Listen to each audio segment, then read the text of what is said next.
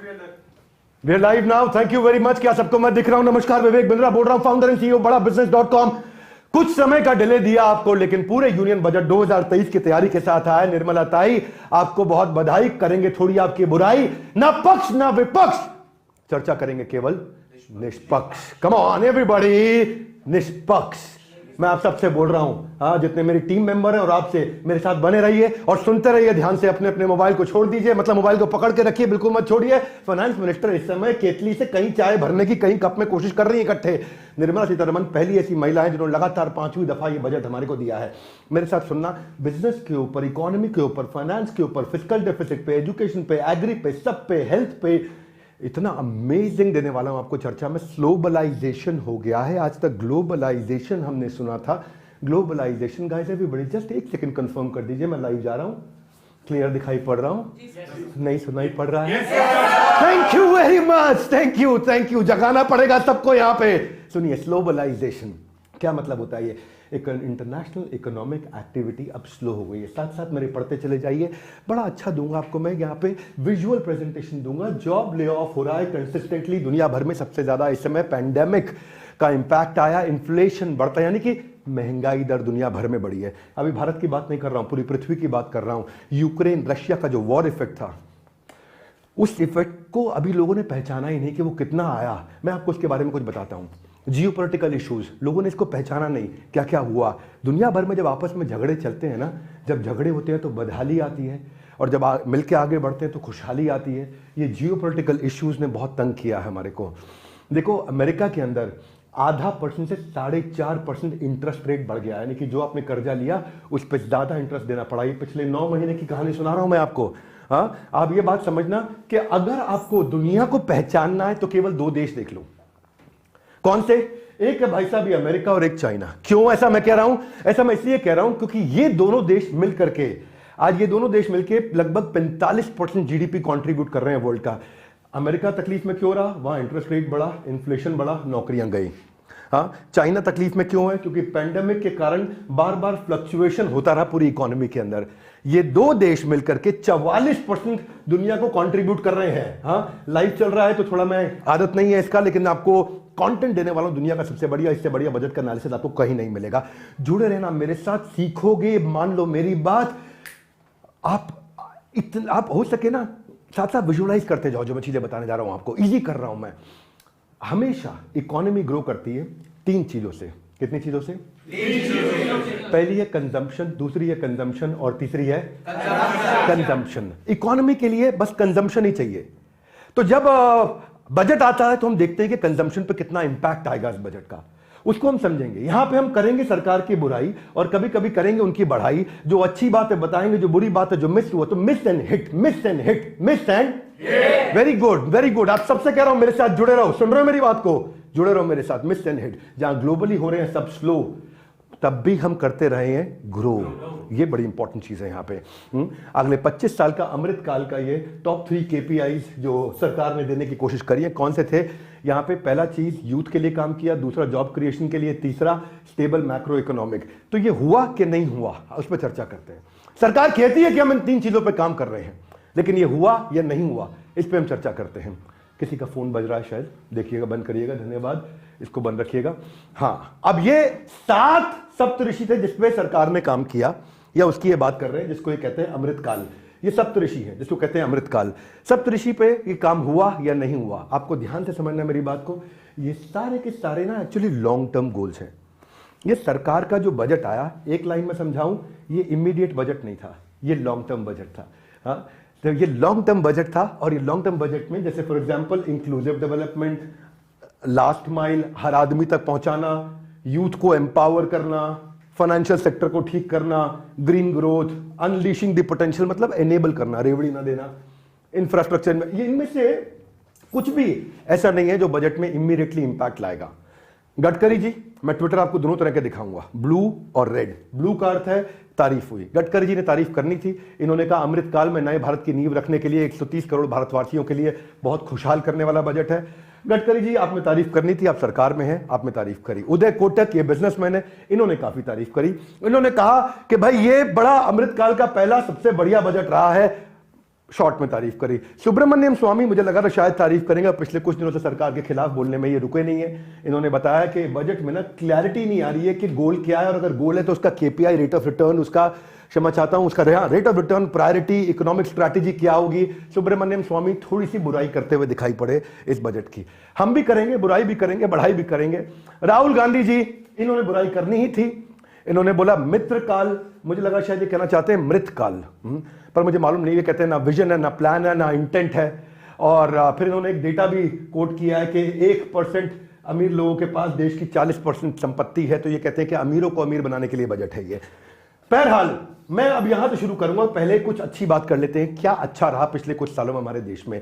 India, दुनिया भर में अनसर्टेनिटी है, इंडिया में स्टेबिलिटी रही है। मैं आपको बता देता हूं ये जो ग्रोथ रिफॉर्म रहे हैं ये कैसे रहे हैं। सबसे पहली चीज ये इसलिए हुआ कि पिछले कुछ सालों में सरकार ने इंफ्रास्ट्रक्चर पे काम किया, कैपिटल स्पेंड, बड़ा पैसा इन्वेस्ट किया, लेकिन कहते स्पेंड है इसको।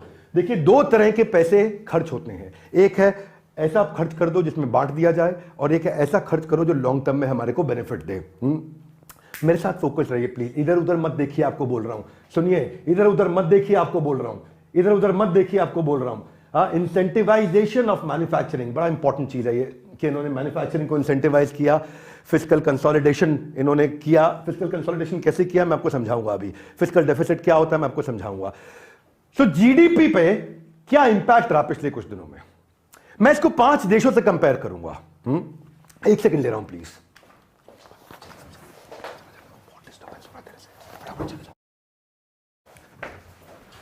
पांच चीजों से मैं कंपैरिजन आपको बता रहा हूं, मैं 5 देशों के साथ कंपैरिजन बता रहा हूं।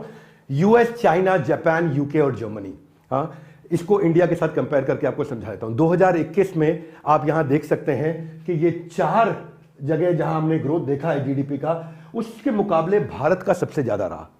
यानी कि यहां 2021 में भी ग्रोथ हुआ, 2022 में अगर आप देखेंगे तो यहां पे भी आप देख रहे हैं, मैं लाइव चल रहा हूं, मेरे साथ समझते जाइएगा, ग्रोथ सबकी गिरी है, भारत की फिर भी रही है ग्रोथ। ये क्यों रही मैं आपको समझाऊंगा अभी। 2023 में कुछ देश जैसे जर्मनी जैसे देश तो डी ग्रो कर गए हैं, -0.3% पे आ गए। यूके के हालत सबको पता ही है, बार बार वहां इलेक्शन होते रहे। आप देख रहे हैं कि यूएस भी बहुत बुरी हालत में रहा, कुछ हद तक चाइना आगे बढ़ा, पर भारत उसके बावजूद इन सबसे बहुत आगे रहा। यहां पे हुआ क्या है ऐसा, आप ये जानना चाहेंगे। मैं यहां सरकार की बढ़ाई नहीं करूंगा, पर मैं बताऊंगा कि अच्छी चीजें हुई क्या हैं, और उसके बाद जो कमियां छूटी हैं उन पर भी चर्चा करेंगे। आसपास का हाल बेहाल है, ये पक्का है, लेकिन अपनी चाल बेमिसाल है, पर यह भी पक्का है। देखिए, जब आप बजट का एनालिसिस सुनेंगे ना, तो 2 तरह के चैनल होते हैं। मैं नाम नहीं लूंगा चैनल के। एक चैनल जो बताएगा बजट कैसे बहुत खराब है, एक चैनल जो बताएगा बजट कैसे बहुत अच्छा है। हम पक्ष विपक्ष दोनों की बात नहीं करेंगे। पहले समझते हैं हमारे यहाँ पे इंफ्रास्ट्रक्चर डेवलपमेंट पे बहुत फायदा क्यों हुआ हमारे को। यहाँ जो इकोनॉमी है, जब आप रोड, रेल, एयरपोर्ट, इन सब पे बहुत सारा पैसा लगाते हैं, तो उसका मल्टीप्लायर इफेक्ट आता है सेक्टर्स पे। ये मल्टीप्लायर इफेक्ट को समझते हैं अभी हम लोग। हाँ, हमने 4.3 ट्रिलियन से 7.3 ट्रिलियन रुपए का इन्वेस्टमेंट किया, यानी कि 4.25 लाख करोड़ से 7.5 लाख करोड़ का इन्वेस्टमेंट किया, और ये इस साल बढ़ा के 10 लाख करोड़ का कर दिया गया इन्वेस्टमेंट।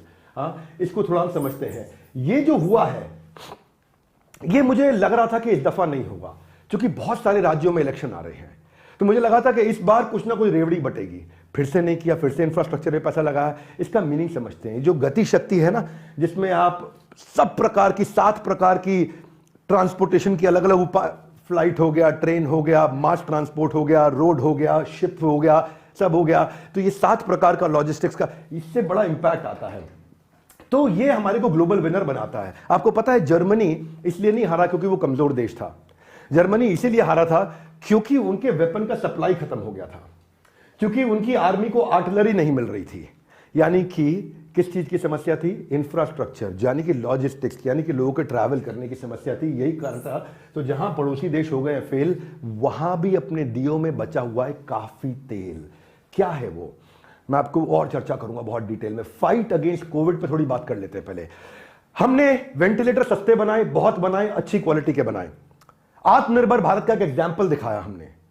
हम सेफ ओपनिंग कर पाए लॉकडाउन में। जीएसटी और टैक्स कलेक्शन को बहुत बड़ा किया। एक कोई चुटकुला सुना रहा था मुझे कि कुंवारे तब कमाई में, जो कुंवारे थे तब कमाई में से अब कुछ पैसे मां बाप, भाई बहन और अपने मित्रों को देते थे। पर शादी हो जाने के बाद सारे पैसे घरवाली को देने पड़ते हैं। तो जीएसटी का मतलब क्या है? घरवाली का सर्विस टैक्स। तो ये जो घरवाली है हमारी, इन्होंने बहुत जीएसटी कलेक्ट किया। कैसा कलेक्ट किया हमारी घरवाली निर्मला ताई ने? ये 10 लाख करोड़ का जीएसटी कलेक्शन से 13.5 लाख करोड़ के जीएसटी कलेक्शन पे चले गए, यानी कि 25% हमने ज्यादा जीएसटी कलेक्ट किया है। इतना अर्निंग, मैं आपको थोड़ा साधारण भाषा में समझाता हूं, पहले इसको इजी करता हूं। ऐसे समझो, खर्चे भारत के घट नहीं रहे हैं। बुद्धिमान अगर सीईओ यानी प्रधानमंत्री, सीएफओ चीफ फाइनेंशियल ऑफिसर यानी कि वित्त मंत्री, अगर ये बुद्धिमान हो तो इनकम बढ़ा सकेंगे। इन्होंने इनकम बढ़ाई है, वहां से हमारे को फायदा हुआ। और इससे क्या हुआ? अगर जीएसटी ज्यादा दिया गया है, इसका मतलब ज्यादा लोगों ने खर्चा किया है। जीएसटी किस पे आता है? साबुन खरीदते हो, तेल खरीदते हो, शैम्पू खरीदते हो, ब्रेड खरीदते हो, सब्जी आटा कुछ भी खरीदते हो, उस पर जीएसटी देते हो। आप सीमेंट लेते हो, सड़क, आप कुछ भी बिल्डिंग बनाते हो, लकड़ी लेते हो, जो सामान बाजार में कपड़ा खरीदने जा रहे हो, घड़ी खरीदने जा रहे हो, उस पर जीएसटी दे रहे हो। जीएसटी ज्यादा का मतलब लोगों ने पैसा खर्च किया, इसका मतलब इकोनॉमिक एक्टिविटी बढ़ी थी। तो मैं आपको फंडामेंटल भी क्लियर करते जाऊंगा। ये आपको ऐसा लगेगा कि जैसे एक बड़ी इकोनॉमिक्स की क्लास भी हो रही है साथ साथ में। ये केवल आप बजट नहीं सीख रहे हो, आप देश की इकोनॉमी को समझोगे। इस वीडियो के बाद आपकी लर्निंग का लेवल नेक्स्ट लेवल पहुंच चुका होगा। मैंने आपको प्रॉमिस किया था, इससे अच्छा बजट का वीडियो कहीं नहीं मिलेगा।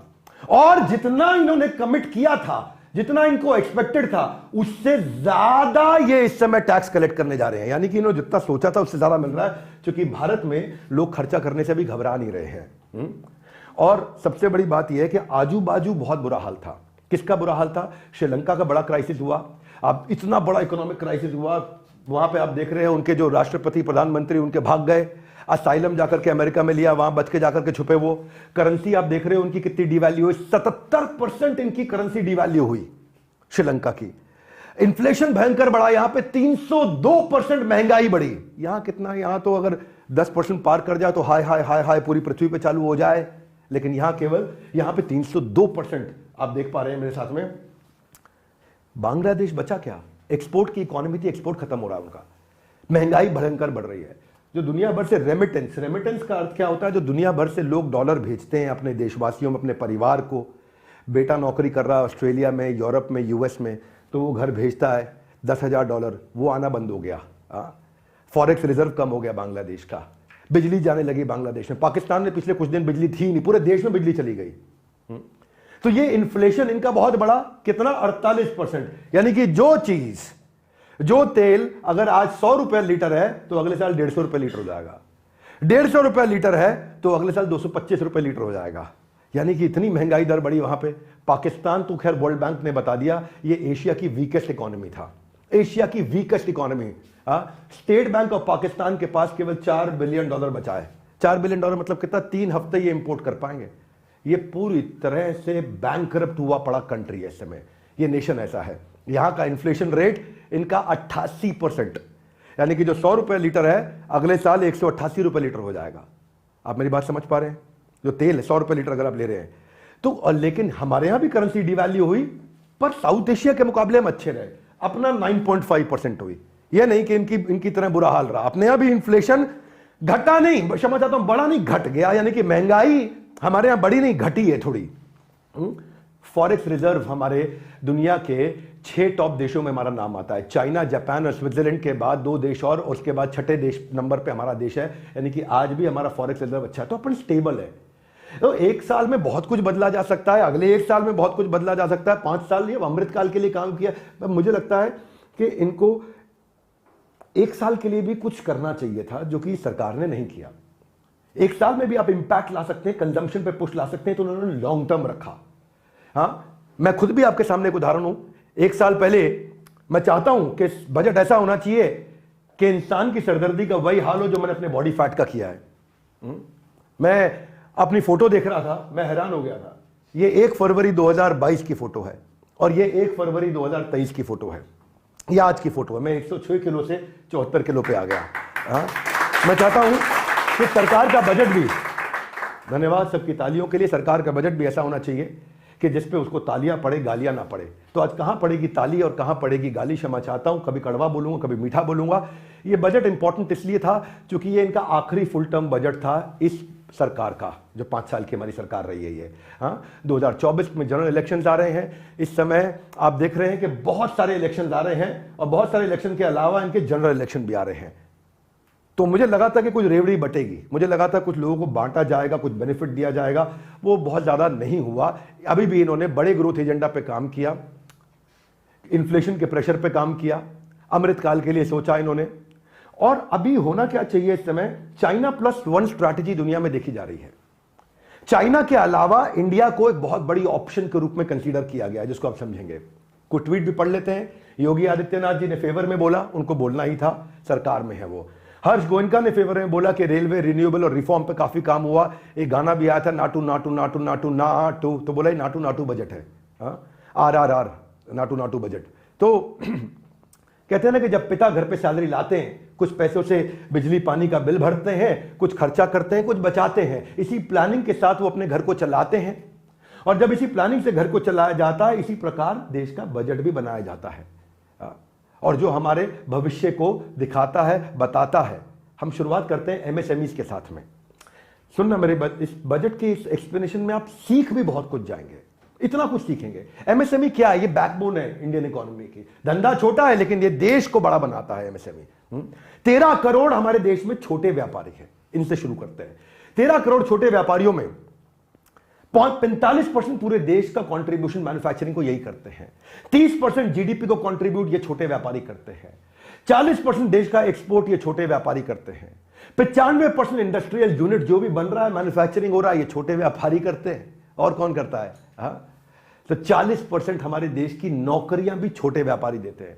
इसीलिए अगर सबसे ज्यादा समय लगाया जाना चाहिए था, वो इन्हीं पर लगाना चाहिए था। तो मैंने बताया आपको हिट और मिस पे बात करेंगे। भंगड़ा पा रहे हैं सरदार जी, इस समय नाच रहे हैं। क्या हिट रहा, क्या अच्छा रहा? इन्होंने उधार कम उद्धार ज्यादा किया, यानी कि इन्होंने फ्री में नहीं बांटा, ऐसा काम किया जिससे MSME एनेबल हो सके।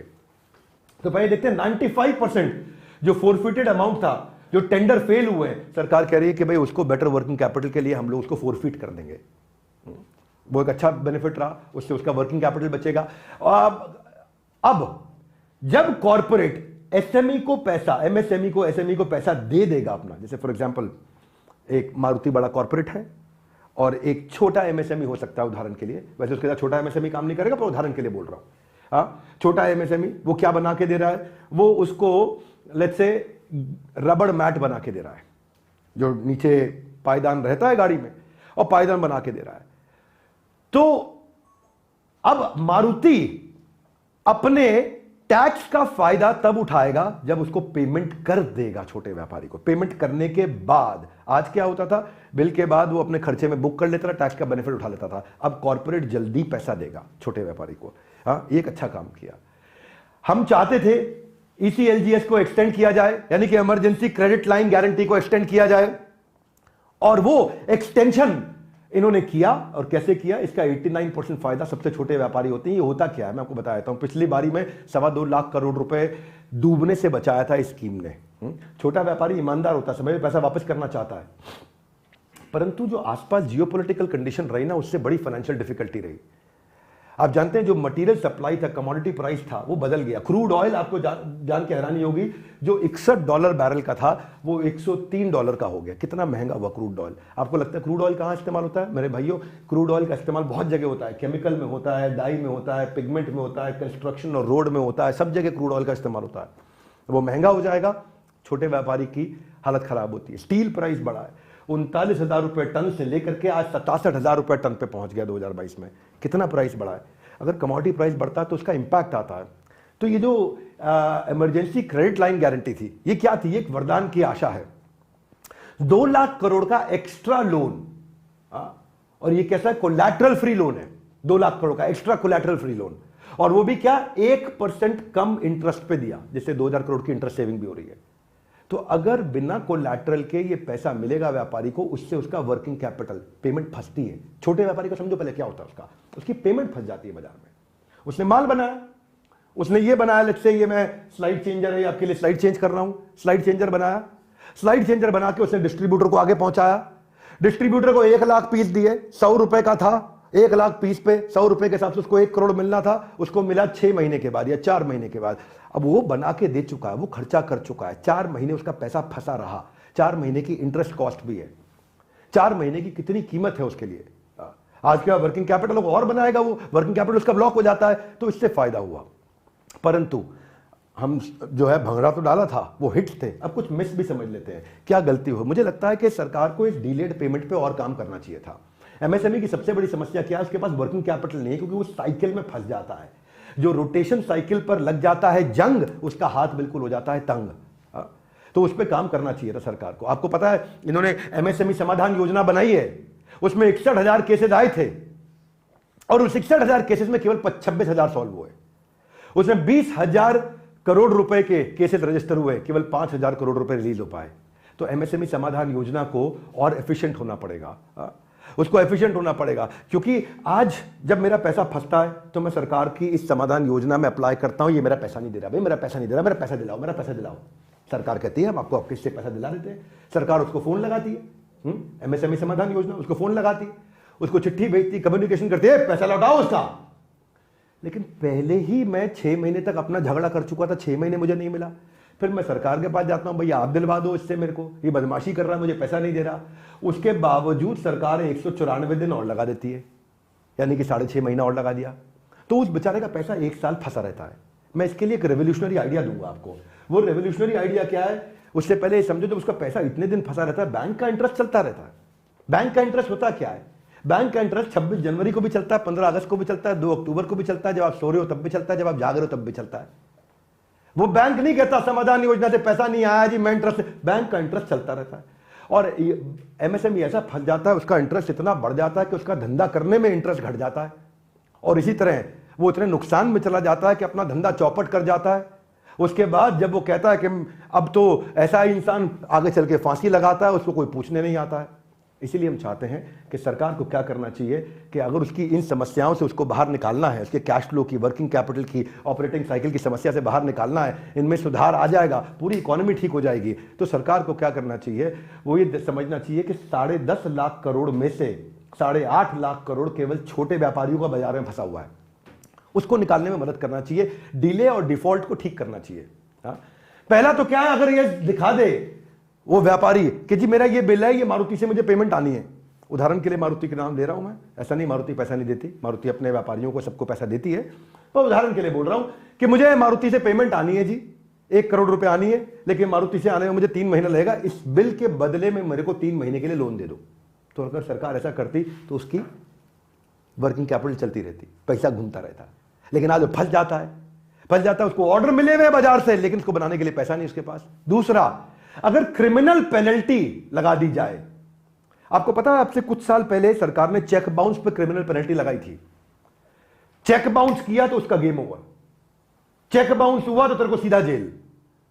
कंपाउंडेबल है लेकिन नॉन बेलेबल है। चेक बाउंस लेवल की पेनल्टी अगर सरकार लगा दे कि छोटे व्यापारी का तुमने पैसा नहीं दिया तेरे को जेल, अगर वो ला दे रेवोल्यूशन, तो गेम चेंज हो जाए। सरकार को इस पे काम करना चाहिए। छोटे व्यापारी को आता धंधा करना, कर लेगा, कुछ सीख लेगा, कुछ हम भी हैं सिखाने के लिए, कुछ और अच्छे फ्री वीडियोस हैं, कुछ और अच्छे एजुकेशन ले सकता है वो, लेकिन उसका पैसा फंस जाता है, उसके पैसे में उसकी मदद करनी चाहिए। उसको बोलना चाहिए कि बड़ी कंपनी, अगर तूने छोटे व्यापारी को पैसा नहीं दिया, तुझे पर डे का हैवी फाइन होगा, 45 दिन के अंदर पेमेंट कर, नहीं तो रोज का मोटा फाइन लगेगा तेरे पे। ये जो क्रिमिनल ऑफेंस चेक बाउंस का है, ये मेरे को बड़ा पसंद है। आप या तो डबल फाइन जमा करोगे, अगर तुम्हारा चेक बाउंस हो तो जेल हो जाएगी तुम्हारे को 2 साल की। ऐसा ही हो जाना चाहिए। इससे क्या हुआ, नंबर ऑफ चेक बाउंस जितने कम होगा, लोग आज डरते हैं, उनको घबराहट होती है, चेक बाउंस नहीं करना भैया। सामने वाला भी धमके, बेटा तेरा चेक बाउंस हुआ, रिकॉर्ड कर दिया, ईमेल पर डाल दिया, तेरा गेम ओवर, जेल होगी तेरे को। इसी तरह अगर उसका पैसा आ जाए। दूसरी एक समस्या समझाता हूं मैं, इसको सिंपल करके समझाता हूं। आज जब मैं कोई माल बेचता हूं, कोई सर्विस बेचता हूं, तो मैं उसका बिल बनाता हूं। मैंने क्या किया, मैंने फॉर एग्जांपल ये घड़ी बना के बेची, और घड़ी बना करके मैंने आगे दी एक बड़े ब्रांड को, और ब्रांड को दी, मैंने उसका बिल बना दिया 1 करोड़ रुपए का। उस 1 करोड़ रुपए 18 लाख रुपए मेरे को आज बिल पे जीएसटी जमा करना पड़ता है। पेमेंट आएगी 4 महीने बाद, जीएसटी देना पड़ता है आज।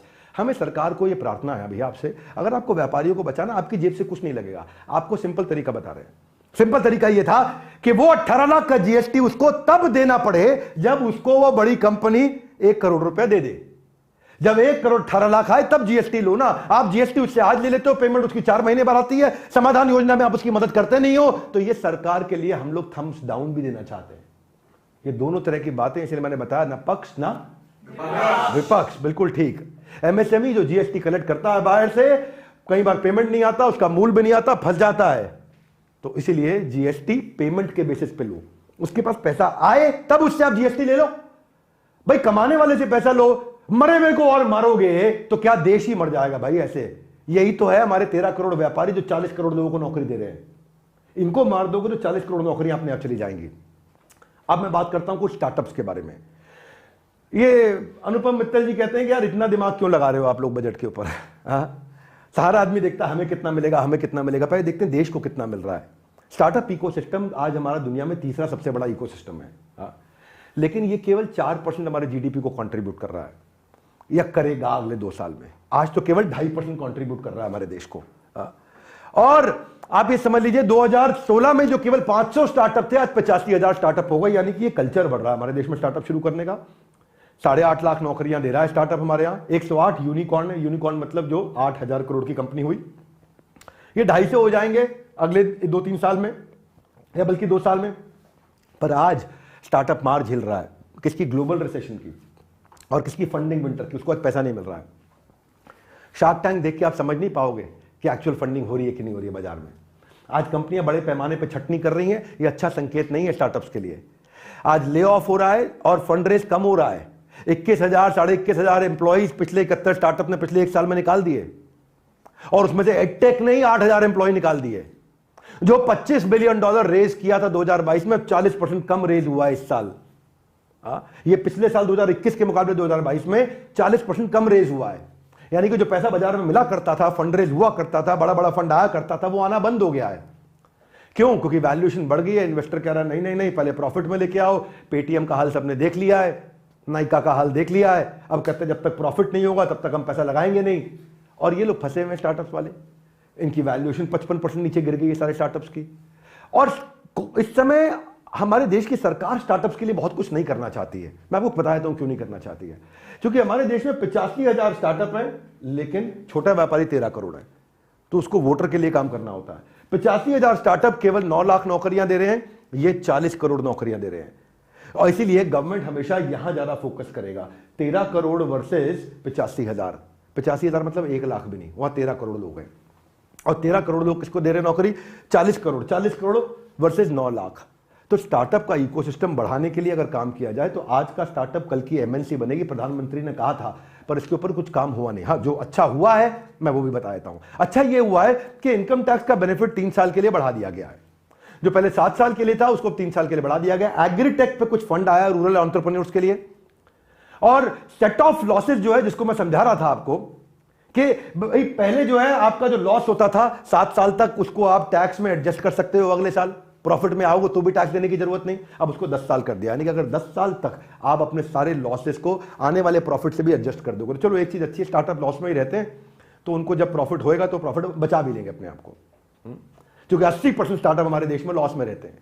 तो आने वाले समय में वो पुराने वाले लॉस के बदले जब उनको टैक्स देने का टाइम आएगा तो सरकार ने कहा ठीक है हम तुमको थोड़ा कंफर्ट दे देते हैं, तुम्हारे थोड़ा आराम दे देते हैं, तुमने बहुत लॉस झेल लिया है, अब जब तुम कमा रहे हो तो फट से नहीं छीनेंगे तुमसे। ये सरकार के लिए एक अच्छी बात है। तो उसके लिए मैं सरकार की तारीफ करनी चाहिए, स्टार्टअप्स के लिए काम किया है। लेकिन आंख में आंसू भी आ जाते हैं जब देखते हैं कि बजट के अंदर ईसॉप क्या होता है, इसको समझ लो। हमारे साथ एक एम्प्लॉई है, फॉर एग्जाम्पल हमारे साथ में एक एम्प्लॉई है पल्लवी मैडम, अभी साथ में खड़ी है यहां पे। अब पल्लवी मैडम को कंपनी में कुछ हिस्सेदारी मिली है। अब इनको जब कंपनी में हिस्सेदारी जब पूरी मिल जाती है तो मिलते ही, जब इनको हिस्सेदारी मिलती है तो मिलते ही सरकार इनसे टैक्स ले लेती है। इनको हिस्सेदारी कागज पे मिली है, पैसा जेब में नहीं आया, पर सरकार कहती है पल्लवी पैसा लेके आओ भैया। ये आप कौन है? बोला हम कौन सी ताई है? आप जानते, निर्मला ताई। तो अब ये करती है निर्मला ताई की बड़ी बुराई। बोले मेरे को तो कागज मिला है, पैसा मिला नहीं। उन्होंने कहा हमको टैक्स चाहिए, हमने तो इनकम मान लिया, आपको कंपनी में हिस्सेदारी मिली है। तो ये हिस्सेदारी जो स्टार्टअप की हिस्सेदारी होती है, ये नेशनल स्टॉक एक्सचेंज और बॉम्बे स्टॉक एक्सचेंज जैसी लिस्टेड कंपनी वाली नहीं है कि हिस्सेदारी मिली तुरंत कैश मिल जाएगा। तो ये जो ईसॉप है, अब इसको मैं थोड़ा समझा देता हूं। स्टार्टअप को, बढ़िया मैन पावर को रोकने के लिए पल्लवी मैम हमारे साथ काम करती रहे, उनको रोकने के लिए हम उनको हिस्सेदारी देते हैं कि ले लो भैया, थोड़ी हिस्सेदारी हमसे ले लो पल्लवी मैम, आप हमारे साथ जुड़े रहो कंपनी में। वो कहती है ठीक है सर, मैं आपके साथ काम करूंगी। लेकिन होता क्या है, इनको डबल टैक्स लग जाता है। हाथ आगे लाई कितना लग जाता है? हाथ आगे लाई कितना लग जाता है? Double tax. पूछिए कैसे? ऐसे कि पहले इनको कागज दिया, ये लो हिस्सेदारी, सरकार इनसे उससे में टैक्स ले लेती है, और जब इनकी हिस्सेदारी बाजार में बिकने लायक बनती है कि भाई मेरे पास कंपनी का 5% है, ये लो 5% के शेयर में आपको देती हूं, हाँ, क्योंकि मुझे 5% का शेयर 10 करोड़ का मिला था, अब इसकी कीमत 20 करोड़ हो गई, मुझे 20 करोड़ दे। तो जब वो 10 करोड़ की चीज 20 करोड़ में ये बेचती हैं, तो उस बचे हुए 10 करोड़ में फिर से टैक्स देती हैं। ठीक कह रहा हूं कि नहीं कह रहा हूं भाई लोग? समझ में आ रही है बात? तो कितना नुकसान हो गया? डबल नुकसान हो गया। तो सरकार से हम यहां प्रार्थना करना चाहते हैं कि ऐसा ना किया जाए भैया। आप डबल करने की जगह आप यूएस की पॉलिसी अपनाइए। यूएस कहता है कि जब पल्लवी बेचेंगी कंपनी की हिस्सेदारी, खाली तभी टैक्स देना है। सिंगापुर कहता है देना तो तभी है जब खाली बेचेंगे, मिलने के टाइम तो हम नहीं लेते, लेकिन जब बेचोगे तब भी हम 75% डिस्काउंट देते हैं आपको, ताकि विवेक बिंद्रा जी जब अपनी कंपनी बनाए तो उनको एम्प्लॉय लाने में आसानी हो, अच्छे एम्प्लॉय के साथ काम कर सकें। देखो बिजनेस के अंदर ना दो ही चीजों की तकलीफ होती है, एक पैसे की और एक बढ़िया मैन पावर की। ये दो बड़े प्रॉब्लम सॉल्व कर दो, बिजनेस अपने आप आगे बढ़ जाएंगे। कितनी प्रॉब्लम होती है भाई लोग? दो प्रॉब्लम, एक पैसे की, एक मैन पावर की। बढ़िया मैन पावर आ जाए, बढ़िया पैसा आ जाए, लोगों में बुद्धि बहुत है, कुछ ना कुछ जुगाड़ करके भारत में बिजनेस कर ही लेते हैं लोग। दूसरा सुझाव, सरकार से हाथ जोड़ के मेरी प्रार्थना है, मिनिस्ट्री बनाओ स्टार्टअप के लिए। हर चीज के लिए मिनिस्ट्री बना दी है आपने, कुछ ऐसी चीजों के लिए भी मिनिस्ट्री बनाई है जिसका मैं क्या बताऊंगा, मैं जरा बोलूंगा नहीं, लेकिन इतना जरूर कहूंगा इसके लिए मिनिस्ट्री जरूर बनाई है स्टार्टअप्स के लिए। भाई invest India, startup India, make in India को ज्यादा कम्युनिकेट करना चाहिए स्टार्टअप्स के साथ में। आप अच्छे चेक्स एंड बैलेंस बना पाएंगे। एक बढ़िया अलग से मिनिस्ट्री बनाइए, अलग से इसका एक मंत्री जी रखिए, अलग से इसके ब्यूरोक्रेट्स रखिए, ताकि आप दुनिया की बेस्ट प्रैक्टिसेस को उठा सकें। दुनिया में बड़ी बेस्ट प्रैक्टिसेस चल रही हैं इसके ऊपर। इजराइल को देखो, उन्होंने अपनी मिनिस्ट्री बना रखी है, 85% सरकार खुद ही इन्वेस्ट करती है एक स्टार्टअप में, और बदले में हिस्सेदारी भी नहीं लेती, और 3 साल के लिए इन्वेस्टमेंट रहती है। एस्टोनिया को देखो, वो कहते हैं कि भाई आप अच्छे स्टार्टअप हो, आपको प्रधानमंत्री से मिलाते हैं।